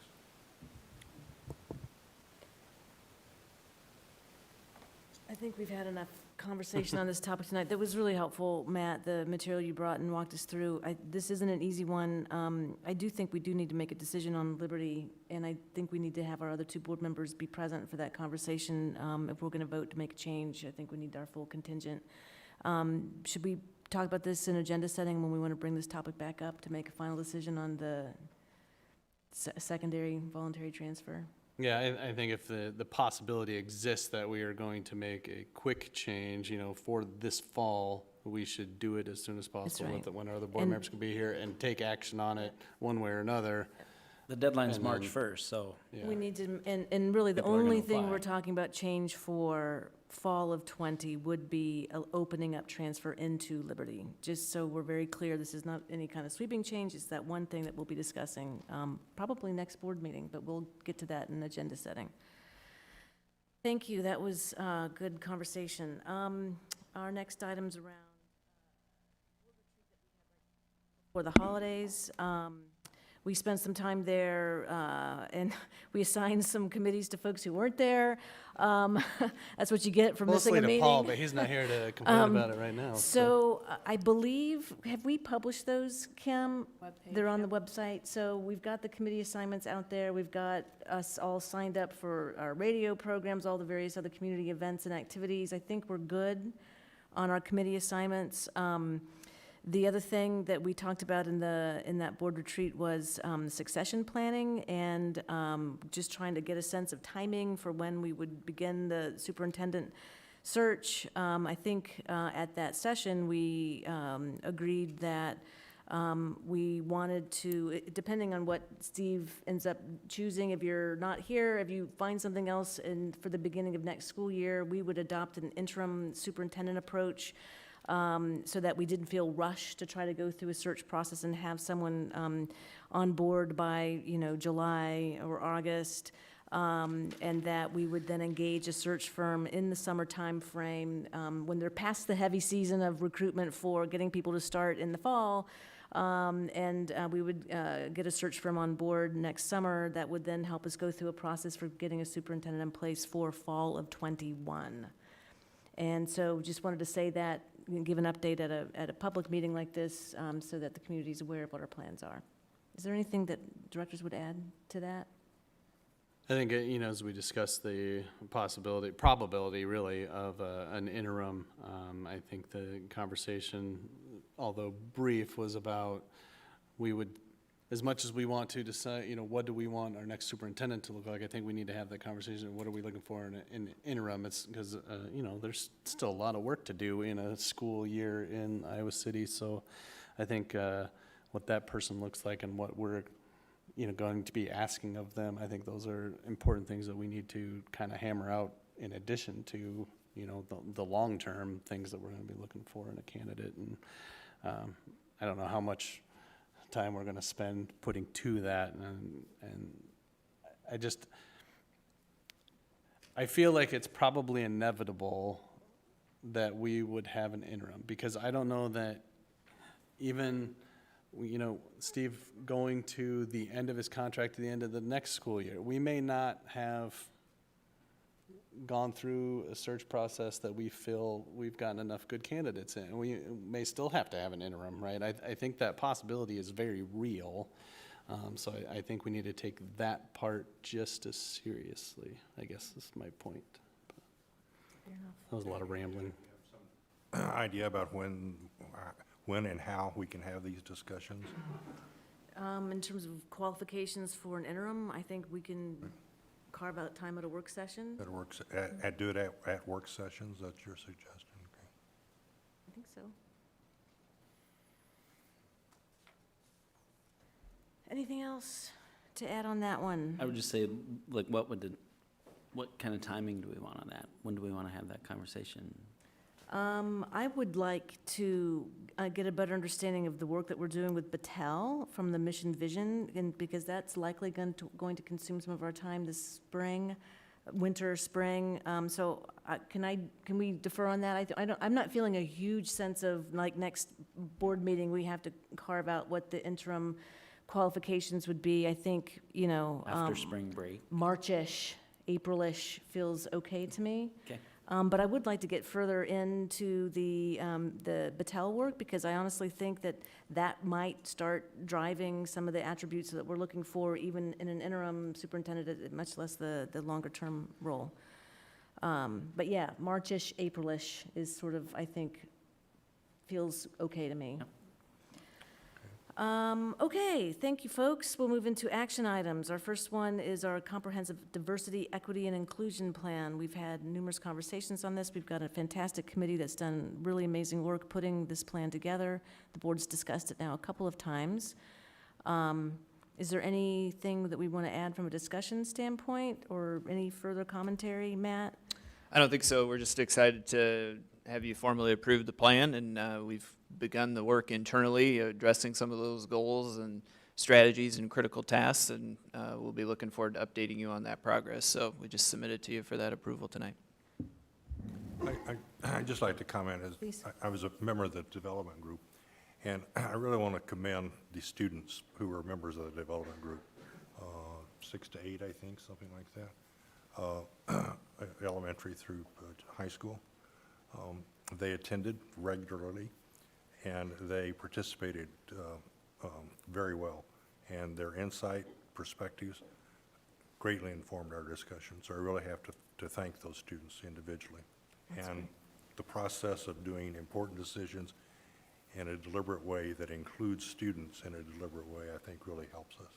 That's fantastic. Yeah, I'd echo that, and then also the work, the university did, and Dr.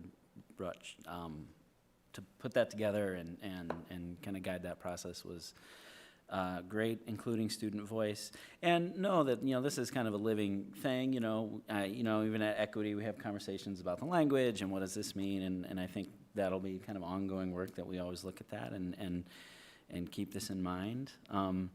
I'll just state again for the record, I like pronouncing this C deep. It's just, it kind of flows and it goes quickly, so. That's great. Yeah, I do too, but I will adapt. So thank you for those comments and commendations for the team, and especially the students that participated in the development group to get us to this point. Is there a motion to approve the comprehensive diversity, equity, and inclusion plan? I would like to make that motion. No. I'll second that. Any further comments? Hearing none, Kim, we're ready to vote. Online voting is open.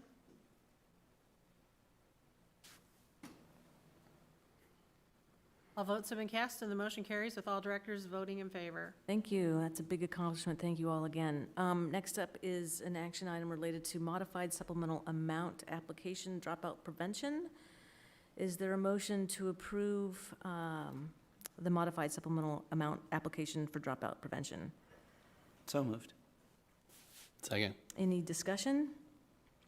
Hearing none. Kim, we're ready to vote. Online voting is open.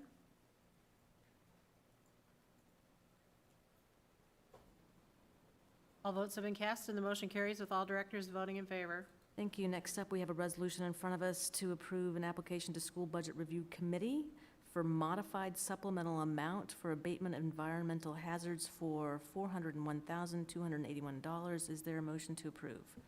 So moved. Second. Any discussion? Kim, we're ready to vote. Online voting is open.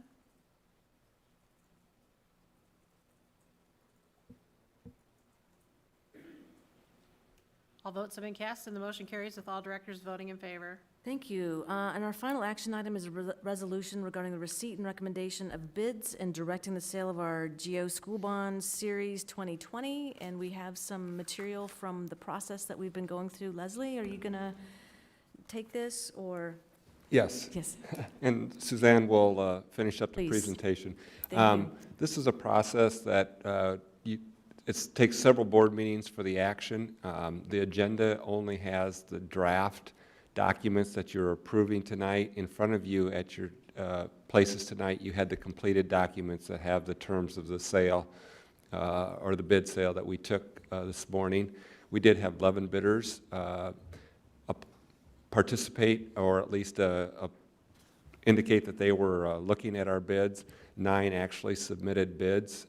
It's an electronic process. Those bids came in within the last 15 minutes, and the last bid was within 9 seconds of the final anointed hour. So it's kind of an interesting process to sit there and hit the refresh button and watch the bids come in. We had a very successful sale, and Suzanne will walk you through the financial things, but it's a pretty exciting thing. It's kind of a nerdy thing to be excited about, but It sounds Dwayne, exciting to me. It's not a You know, nerdy getting thing to be refreshed. excited about. It's a really exciting thing to be excited about. Dwayne's Excited over about here licking his $70+ chops million. I mean, that he's able to me finish our facility master plan with this. And I guess the final thing that I'd like to say is it's a major kudos to the community when they approved our bond referendum on September 12th of 2017. This is the final series of bonds that we'll issue under that referendum. And so it goes back to that action that the community take to support what we're doing for our kids. So with that, I'll turn it over to Susan Gerlach from PFM to walk us through the sale. Thank you. Nerdy, it was exciting. Thank you. So yeah, it's a reverse auction. It's a website that we use, and it's free to the district. No charge to the district. The underwriters actually pay to participate, so they pay for the service. And they can submit, and it's a blind auction, so they can't see the rates, but they can see if they're winning or not. So they're allowed to resubmit and refresh, and so that's what Leslie's talking about. Refresh every time they gray out, they go away, they're not on the list, and they come back, and then and so you just kind of watch until the very last second. And then, of course, at the very last second, when you click refresh and the results are there's 2 more bidders that just jumped at the last minute that held their bid very close to their Fascinating. chest. So you really don't know how many bids you have till the very last second. And so anyway, 9 bids today. And of the 9 different bids, there were 49 different firms that participated in selling groups. So again, our goal with the competitive sale is to get at least 3 bids, and we got 9. So looked at the calendar today. Iowa City was definitely the premier competitive sale. You were the top credit. You were the largest bond sale available in the competitive market today, and that shows with the interest rates that we got as well too. The TIC, that true interest cost, that kind of aggregated interest rate for the life of the bonds, the range from the first bid to the last bid, 2.13% to 2.31%. And so, so excited, our interest rate begins with a 2 for 20-year bonds. The market has been good to us. Tax reform at the end of 2017, interest rates started to rise in 18, kind of held 19, rates went up a little bit, and then in August of 19, we got the gift of near all-time low interest rates again, and they have held steady since then. So Pricing was excellent today. And the thing that I'm most excited to tell you tonight, when we went to the voters in September of 2017, we said that we would not exceed a $1.95 tax rate. We were at $1.78, and we have sold all of the Fantastic. bonds. And that is the maximum tax rate for the next 5 years. So that is, to me, the biggest win. We've accomplished all of the projects, we've sold all of the bonds, and we have delivered to the taxpayers. And so with that, if there's any questions, anybody have any questions? Okay, then I would recommend that the board award the $65,925,000 general obligation school bonds, Series 2020, to the syndicate led by Morgan Stanley and Company LLC out of New York, New York, at a purchase price of $71,180.21, at a true interest cost of 2.139. Is there a motion to approve what Suzanne just said? That was. So moved. Second, I guess, so. Any further discussion? Is there any way to just give me an indication of what I'm supposed to be doing here besides?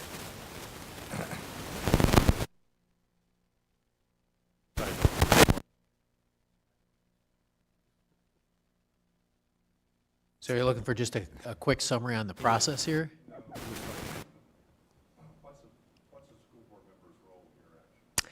School board members' role is to approve the sale of the bond, and then we go through the process of selling the bond, collecting the money, and then dispersing it through the already approved facility master plan. So part of the work of the board has already been done by your predecessors.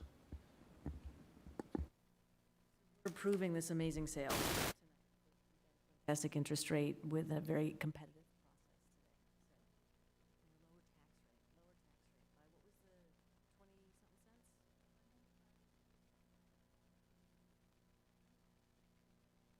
Yeah, that's fantastic.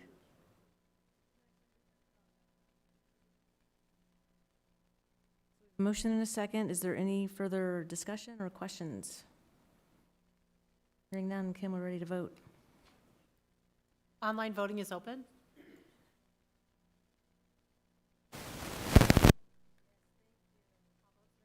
Motion carries with all directors voting in favor. Thank you so much. Appreciate that. What a big day. President Godwin, just one thing to point out, the bonds that we sold a year ago, our true interest cost was 3.35%, so the market conditions have dropped over 1%, so that's a significant savings to the taxpayers of the community in that interest. So That's just huge. another feather in our cap of our timing was fortunate. Yep, thank you. Thank you so much. Appreciate all your help and support for this process. Okay, we'll move up into Director Liaison Report. Boy, Sean, you killed it. Yeah, wow. And you too, JP. I didn't get Oh. anything in. I just, Twice. it's the Plus, I just timing. answered the email. I don't know that I did a whole lot more in the same time frame. But anything folks would like to comment on from this last period? I'd like to talk about a couple things. One, not to pat myself on the back, but I did do an interview with the Gazette, and they had like 2 quotes in there. But I did push to them, you know, why we had 4.5% in our legislative priorities. That's what they really wanted to know about their whole story. They have a series, I guess, of things to look at in the legislative session that's coming up, and they wanted to talk to our district as to why we had the priorities we did, and they actually wanted to know how we landed on the number. And so, excuse me, I've been putting that out there like every chance I can get as to why we got that number and why it's actually meaningful. And so I would recommend everybody else doing that too. You know, we talked about it the last DPO meeting. I guess that's on here too. Randy Richardson came in from Des Moines and talked about, you know, what to expect in Des Moines this year, and he voiced appreciation that we picked a number, and then told us bad news that we were never going to get it. But You gotta aim high. I think it's still important that we continue to advocate for it, because we have become so complacent to think that anywhere between 2 and 2.5 is going to be awesome, and it will help us more so than 1 or 1.5, but it doesn't help as much as 4.5, and that's really what we need. So I would keep putting that out there. The other thing I would mention, I added it on about 2 hours before this meeting, thanks, Kim, yesterday, is the first of 3 meetings doing our career and technical education program review. It's basically a curriculum review, but not curriculum review necessarily. But Matt was there and Diane, and it was nice to talk, just kind of see where we're at and where we want to get to, and I think even Matt mentioned it really dovetails nicely into going in now. Tell work and what is our portrait of graduate? What do we want them to look like, and what do we want kids to have access to in our school? How do we increase access? Whether it's earlier, younger grades or just more things. And it was a good meeting, and it was, like I said, it's the first of 3, so there's still 2 more. And I think the next one we kind of break up and kind of cover some different subtopics that I think will really help. I think it's dovetailing nicely with a lot of the work that we're trying to do as a board and really have those big picture building blocks for our district. So I think it'll be fun.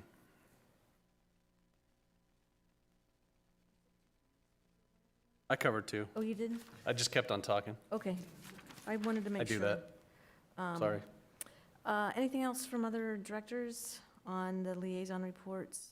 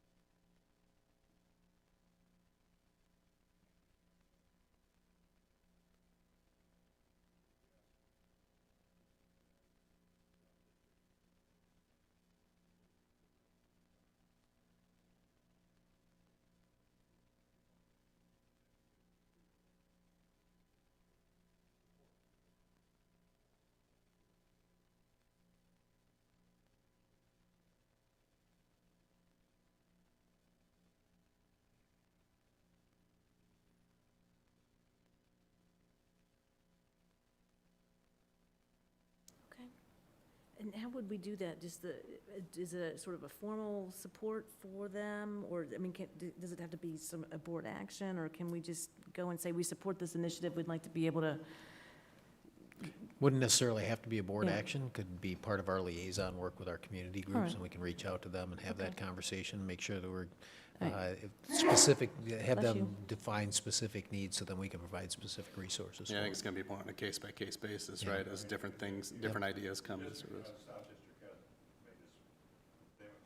Right. Okay. All right. It's good liaison update. Thanks, Charlie. That's good. Sorry, legislative update.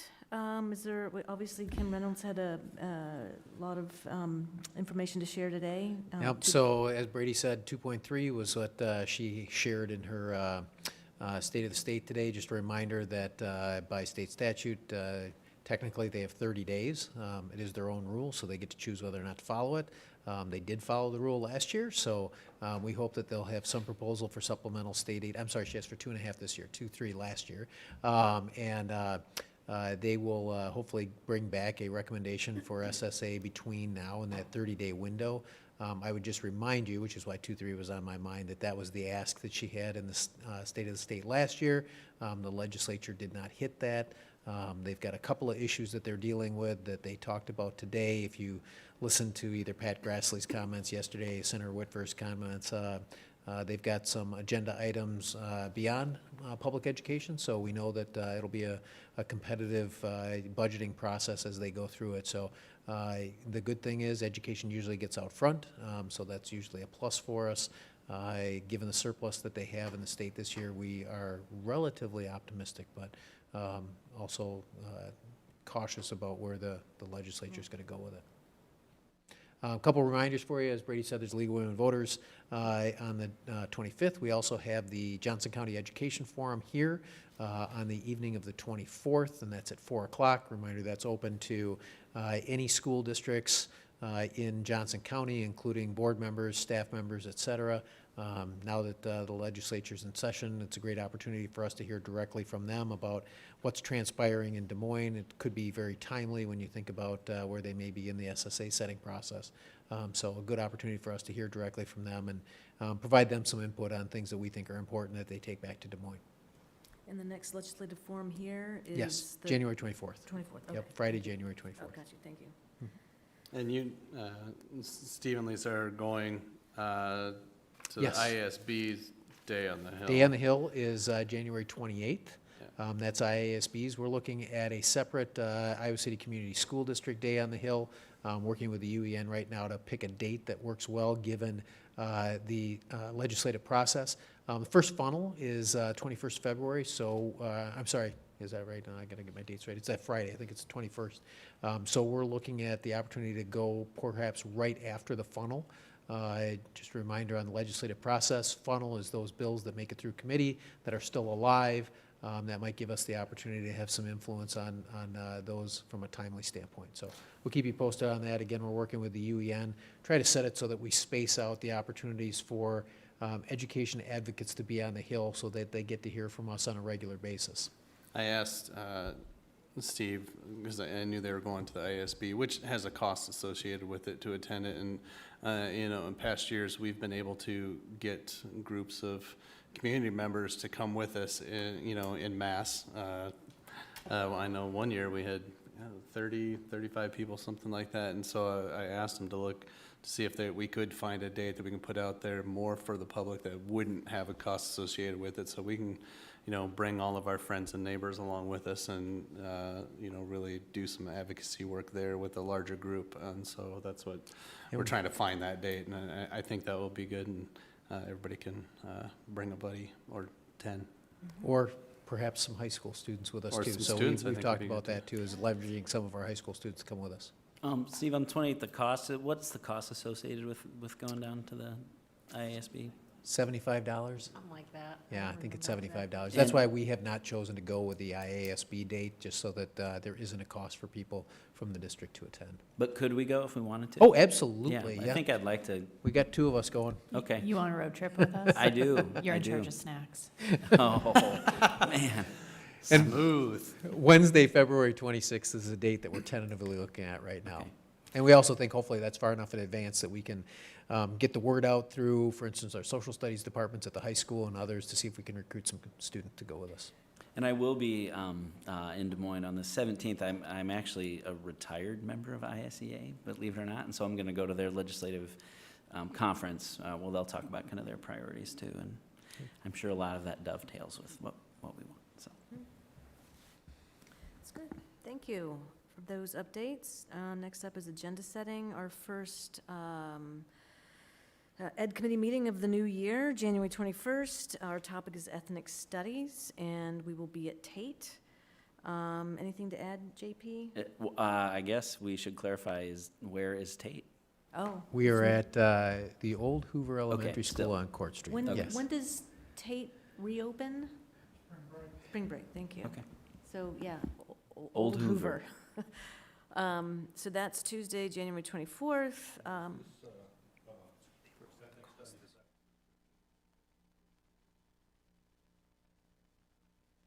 They're doing the course. They are. So it'll be Carrie Watson is teaching the course at City High, and Brady, do you know who else? Jody Gibson at Tate, and so they'll be presenting. They have some students who were from both Tate and City High who took the course this fall, and this cool. That's exciting. Yeah. Yeah. I think that's really where the power is. Yeah. Students Yeah. and their experiences. So there's at least 4 students that are scheduled. Excellent. I'm sad I'm gonna have to miss it. Oh, bummer. All those committees that we assign people to, yeah, I gotta do one of those things. That day. Sorry about that. We'll fill you in. Thank you, Brady, for that update. We've got a board meeting on the 28th. First up would be a closed session on land acquisition, followed by a regular board meeting, which has a fairly light agenda, consent agenda. We've got the presentation on the ISASP data. Is our assessment data? And discussion items, certified budget review assumptions, and a couple of action items, board resolution authorizing issuance of bonds, appointment of paying agent, and approval of tax exemption and continuing disclosure certificates, and an SBRC application for opening of new school, which is grant. Anything else for this meeting on the 28th? Do we want to add voluntary transfer? Yes, thank you for reminding me. And that would be an action item. Right. Maybe it should be And discussion I think we again. still want, I think we want to have the discussion with the other board members at the table. And, I mean, I know we have Is this it soon scheme, enough but if we were to I- make a change, if we voted on it on the 11th, February 11th? We can make that work. specifically the Because we know that Liberty piece. you're only going to make one change for next year if you do, and we've got almost, 3 weeks to advertise that for folks that may be interested in it. Yeah, I would say if you're going to make a change on the 11th, there's no reason we couldn't extend the window, for a week or two for that certain circumstance in that case too. So we could do that as well. Okay, so discussion item on secondary voluntary transfer on the 28th with a proposal for an action item on the 11th. Anything else for the 28th? We also have a work session, and We're going to junior high electives? that's right, thank you. And who's covering that? Would that be, not Matt? I have an idea for you on the 10th that I need to talk to you about on the 10th, but I won't be here on the 28th. So we can have Diane have that conversation with you, though. We had a large group that met last year about junior high electives, and I know there's been some continual conversation, so she'll be well informed and be able to have that with you. Okay, good. Do we need to circle back to the crisis response team? That was going to be my suggestion for the 10th. That we got a couple things, I think, crisis response-wise. One is that we want to do presentations for the social media monitoring platforms with Gaggle and Securely with you on the 10th, and then also to talk about the actual job description for the crisis response coordinator. And if we're going to move forward with that, that would be a good timing to center that and get that moving. Do you want them in a work session? Well, if you feel like you're going to need to take a vote on the job description or anything in that regard, maybe during a meeting, but otherwise I think we could have the conversation during the work session if you're comfortable giving us direction through that work session. I think the presentations will fit better in the work session. I do too. So that, because that was on my list for agenda topics too, which was the crisis response team and the next steps there. And it sounds like job description as well as the social media monitoring platform. And we'll have some feedback. We could also provide kind of a third prong of that would be from other school districts and some of the community groups we'll have talked to by then. Okay, fantastic. And so, just so I'm clear, will the update from social media folks, work session, but the coordinator discussion here? I think it can be works. I don't feel like we need to vote on the job description. That's my humble opinion. That was my opinion after we talked about it at the last work session, that it wouldn't be something that the board would typically vote on. Yeah. And so we don't need to vote Yeah, I'm not on worried that. about voting on it. I'm just wondering if we want to have maximum transparency for that discussion. More people are going to watch this. And I'm just speaking for myself. I know that I've, seen it quite a bit and gone through, I feel pretty comfortable with questions that I've had and that sort of thing. I'm just wondering about visibility, and maybe at this point, I don't think we need to vote on it. If we don't need to, we don't normally We could do. discuss the coordinator position at the board meeting, and then the social media piece, and the feedback from the other schools that we've talked to. Yeah, we could do a more robust, holistic update during the actual meeting about all of those pieces, including the job description component, and then just save the work session topic to be strictly on the social media monitoring platform. Okay. I think that's good. All right, thanks. I think it's a good idea, JP. I had one piece on not only the job description, but then also trying to better nail down the hiring timeline so that we have some better direction in terms of that piece, because that will take us some time. And if there are things that the board would like to see that are different than maybe our normal hiring timeline, there was some discussion about doing some different things. We would want to get that kind of down on paper so we can start doing that. I mean, I know February seems early, but it's getting right there to the middle of hiring season. No, and I would note, from what I remember from Matt's timeline, we were supposed to be trying to hire at the end of January. So by the February 10th meeting, we're already 10 days behind schedule. Why am I? It's 11th, thank you. I was like, am I in the wrong year? Maybe that could be the case. I could still be in 2019. The 10th. Okay, so that's for the 11th, for topics on crisis response in board meeting and work session, and obviously next, and we've got the agenda. We haven't looked at the February 11th regular board agenda except for this particular topic. We'll do that next meeting. Anything else? Just going through my list of running topics. How's P&G doing? Do we need to get an update from P&G? We're still working. It's a slog. I was trying to be very nice. It's a very like deliberate a tennis match process between Brady and Chase. It's very entertaining most of the time. It's a deliberate process. It's a very careful process. It's methodical. There we go. It's very methodical. We made a good headway at the last one, I think. We got quite a ways into it. Yeah. It's, there's so much stuff in a lot of different places, right, with how we've done policy up to this point. And it's hard to kind of rein it back into one sort of consolidated thing because it's not uniform anywhere. So it's work, and and we are doing the biggest piece of it now, right? It's all of our employees, right? Like all of their policies that are very important to them, right? Stuff that does carry over into negotiated contracts, and these are very important topics. So it's definitely taking the longest amount of time to go through, and we're just sometimes we might belabor certain points a little too long, but I don't think we want to rush through any one of the policies that are in there. But it's currently I think it was a 178-page document just for that series, the whatever number it is, 400s, 178 pages, and I think we're page 102. Oh gosh, you're think over is halfway. That's where we're at, fantastic. so.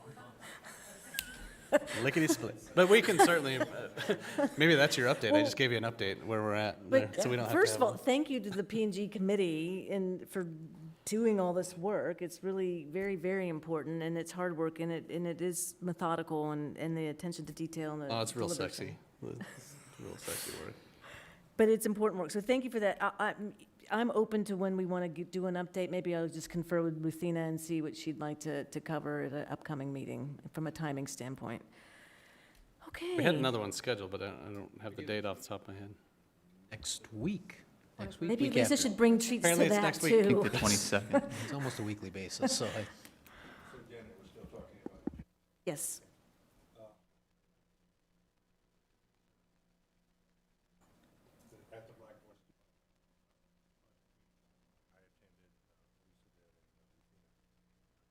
Extensive discussion about the recent incidents at the high school.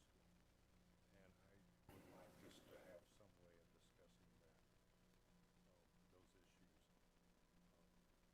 a work session. I'm not sure if that's possible.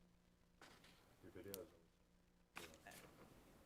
I think there's also the article from Little Hawk on the disproportionality matter. I think that's worthy of a conversation, and it perhaps fits into some of the comments and commentary.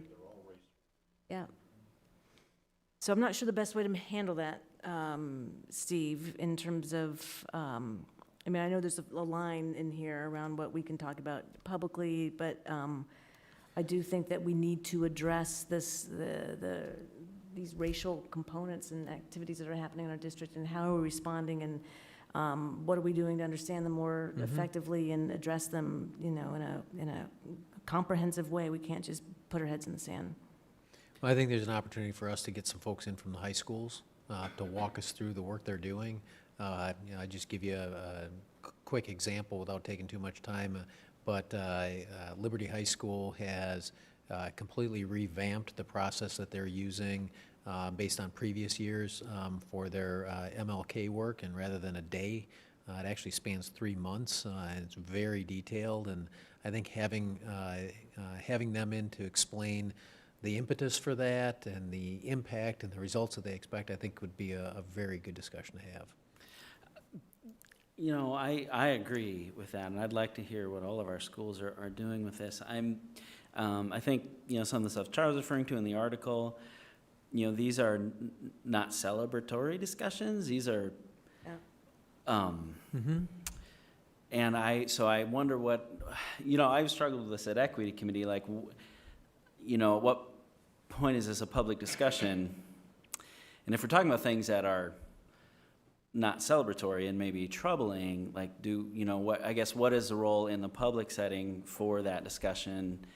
And maybe Chase, you have some ideas about, you know, I don't want to throw folks under the bus. No. You know, but Well, we need to I get know you- I read that article and I had just some very, like, fundamentally Visceral serious reaction, yeah. concerns that made me question lots of the work we've been doing and how it's getting done, because I try to take, as a board member, you know, the 30,000-foot view, and so when we're looking at climate data, it's all district-wide, and we can always say, hey, we need to do a better job, we all need to work on this, but then what I know, or what I assume, is that filters down, and then staff is like, okay, where we have like particular problems or where we know the work isn't quite being done, you know, the staff will address that in the ways that you have, because that doesn't feel like an appropriate public discussion about. So I've resisted an Equity Committee. I know there have been calls for like, we want this data disaggregated by school, and I'm always resistant to that, because at what point does that become very public? And now we're like evaluating an employee who happens to work at a school in this setting. And so but as a board member, frankly, it was that little article that kind of, I had some gut reactions and some really serious questions that I wouldn't feel comfortable talking about in this format. So I guess I don't know what is that format. Well, my suggestion would, I mean, we all have gut reactions to those things too, right? I mean, we hate to see those things and hate to read those reports, and you connected it to the climate data, that the climate data appears as numbers, but that's why the climate data is the way it is, because those things happen, right? I mean, that's the honest truth. I mean, those, you know, there's some of those things that happen. I think the thing you would want to just consider is, what are the goals you want to accomplish in that conversation? I think you'd want to be really clear about that, because otherwise it could devolve really quickly. And so I would just try to frame it around, what do we want to have happen? Is it an understanding of something? Is it because we want to act on something? I mean, we just passed a large equity plan tonight. We know that it's written to identify and act and improve in some of those areas. And so just to have the conversation without a direction about where it's going to go or what it's going to lead to, I think could hurt more than it would help, I think in a that's sense. very good advice, and I was thinking the same thing. We just approved the equity plan, and it's got the various pillars of work and activities. Maybe the conversation is on where do we need to prioritize our work within that plan, based on these reports that we're hearing. Correct. Personally, I'm definitely interested in understanding from these recent incidents, what things we need to do differently, not necessarily looking at what's happened in any detail. But I think also but we use Liberty as an example. Yeah, action steps, yeah. They are understanding the context of a set of issues that have happened at the building, and are then taking an appropriate response that is focused on the work of students and the work of staff. And I think there's a way for them to share that, such that we understand the context. What is the impetus for their decision? Why make a change to what they were doing before? I think they can share that with us in a way that aggregates the information, such that it's not so contextually specific that it talks about students or staff or specific incidents, but I think can give us a better understanding some of the challenges that are out there, and then some of the ways that we expect ourselves to rise to that challenge, and give you then a better idea about actions that are being taken that are very specific, very deliberate, and very intentional. What you just said would be helpful. That sort of, I don't know if it's a summary, but it's a reflection on themes and how we're planning to address them. I think I was just thinking when Steve was talking there, we can kind of hit it twofold, right? Like, what strategically do we do? What's the big picture stuff, the direction we need to focus on for the whole system? And then what's kind of like the anecdotal response where a building took that? And I understand you're concerned about it not being celebratory, and I think that's what was their lens, right? We can't just go have this event and pretend like things are okay and celebrate this. We need a different response, and that's why they went to that. And so I think it'd be good to see that real-time adjustment to a bad incident that happened, but then also have that big picture conversation about now where do we want to take the organization and what needs to be focused on first in this plan as a result. So when could we have this conversation? Next meeting or the one on the 11th? Crisis response is kind of heavy lift on the 11th. I feel don't like know. going to the second one in February feels a little too far out, but I think we could, my only question is from availability in terms of who we want to come in and just making sure that they're available on that date. Make sure that we've got the voices at the table that we Yeah. want. But I think there's no reason that we couldn't tentatively plan on that. We can reach out to them. on the 28th. See who's available. I think more timely would be better. I mean, this meeting that happened yesterday, I know there were a lot of conversations there, and let's see what's possible. So one thing I'm thinking of is, What not about- all of the conversation is great, in a giant public forum. Some of it is, some of it isn't. I think the idea is that people want to know that we're aware of different things and that action is happening. And I'm wondering, not looking at a specific thing, most of us at some point or another, because people know us, will send us an email directly because we're the ones they know, and they want to say, hey, are you aware of this situation? And I don't know if we do almost like our liaison report update to say, hey, we're aware of this situation and we're looking into it, and just have people aware of it. And without, really going into too much detail and things like that, right? Sometimes the whole board will get emails, about class sizes at school Y, right? To say, we have read those and we're looking at it, right? And just to let the public know that we are aware of situations and stuff is happening. And to a certain extent, things that we can discuss out, big picture ideas or, things that are putting in place to mitigate some of these things. We can certainly talk about those more specifically, but I don't think it hurts to say, hey, we have heard you in all of these areas, and we're talking about it. Because sometimes, somebody will ask me something, and I'll ask Steve something, and I understand that, the intention is to be transparent with everything, but it's not, I'm not gonna wait for 2 weeks until the next board meeting to then bring it up. So I think maybe if we have an opportunity to say, hey, this thing happened, and we dealt with it, in that interim time, I think that would be helpful for folks to know that we're doing stuff, not just, 2 Tuesdays a month. And certainly, the district isn't waiting between board meetings to do any work either. So I don't know if we can kind of figure out a way to do that. I don't have all of it worked out in my head. It's just a thought. I thought maybe I we think could. one additional thing to think about, Amy and I were just talking here, is you could add as a second item to the agenda, the Ed Committee meeting, if you wanted to, also that Tuesday. That'd be, I guess, if you want me available for that conversation, I could do that on the 21st, the 28th. What we'd probably do is have Director Gray try to lead some of how it connects to the equity plan work, and we could still have the team there. So don't forget, you also have that meeting slot if you wanted to add something to that. I like that idea. I cannot make the Ed Committee meeting because I'm out of state, and I very much want to be a part of this discussion. Yeah. I'm not saying that don't go ahead and do it at the Ed Committee meeting, but I'd also like to see it on a Tuesday. I would hope that wouldn't be the sole time that it's brought up. All right, so I'm fine with actually we have discussion at the education. But again, I think we definitely. yeah, I just didn't do it in one item, though. So I think we'll defer to the 28th, and we'll see if Laura can lead that conversation at a work session on the 28th. So we'll add that to that one. Thanks, Charlie, for raising that. That was really good.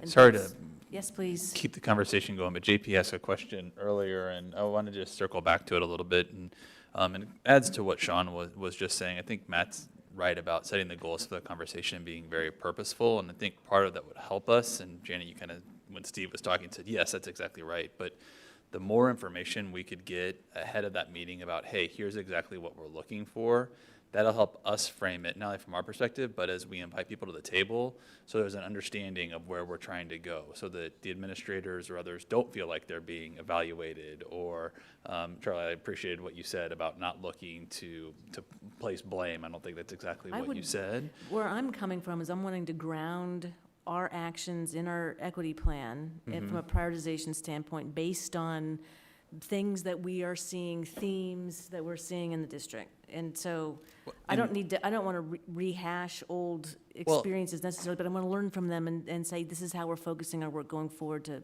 implement some change. And I think we need context, right? And the way we get that is to look at the experiences that happened. And I don't think we necessarily need to shy away from having those difficult conversations, but it's also about having that trust in the team that if it's me sitting there from an HR perspective or Amy from a student perspective, if we start getting close to that line and somebody jumps in and says, hey, I think we're getting to a place where we might be providing identifiable student information, or we might be crossing over and evaluating, just understanding around the table, we're trying to protect those individuals and also staying inside the purposefulness of the conversation. And so I think as long as we go to that with that idea of if somebody says, hey, we're moving into this gray area, everyone just recognizes why that's taking place. And we can start off the conversation with sort of that this is the intent, and we're not going to cross these lines, and if we get close, we'll call it out and make a change in where the direction of the conversation's going. But, I mean, we can, I think, in the beginning of the meeting even, set up kind of this is how our intentions, what our intentions are for this conversation. Definitely don't want to walk away with the board not feeling like you've been able to ask us the questions and try to get those pieces But we don't out want to cross any lines, and this is about mindset and change and continuous improvement and addressing issues. It's not about and working collaboratively, Exactly. right? To And- move it, that's why you do it at a work session. So we can all sit Exactly. around a table and move it forward collaboratively. Yeah. I think, one thing that I feel maybe I don't understand fully is, like the ed committees are great when we hear these specific programs, and I understand how that fits in. I'm just wondering, I guess if we take our equity plan, and what is the understanding on the ground level of how that gets implemented? I mean, so it's not just this policy that we talk about, but what is that? How do you live and breathe that in your buildings so that we're really doing it? Because our climate data hasn't changed. So whatever we've been doing isn't enough, and that's what we've all recognized. So I think it's like, then how is that understood at the ground level so that we can know we set this policy and it permeates, and what does that look like? And some of that might be, here are the lessons we've learned, and I guess that's what I'm looking for, so it's just an understanding of how that policy is understood by the folks who are actually implementing it. Does that help? Anything else? I'm just snickering that this might be the longest agenda-setting item we've ever had. Yeah, no, that's good, but it was helpful. I mean, I think it's helpful. So anything else on agendas? Hearing none, is there a motion to adjourn? Second. All in favor? Aye.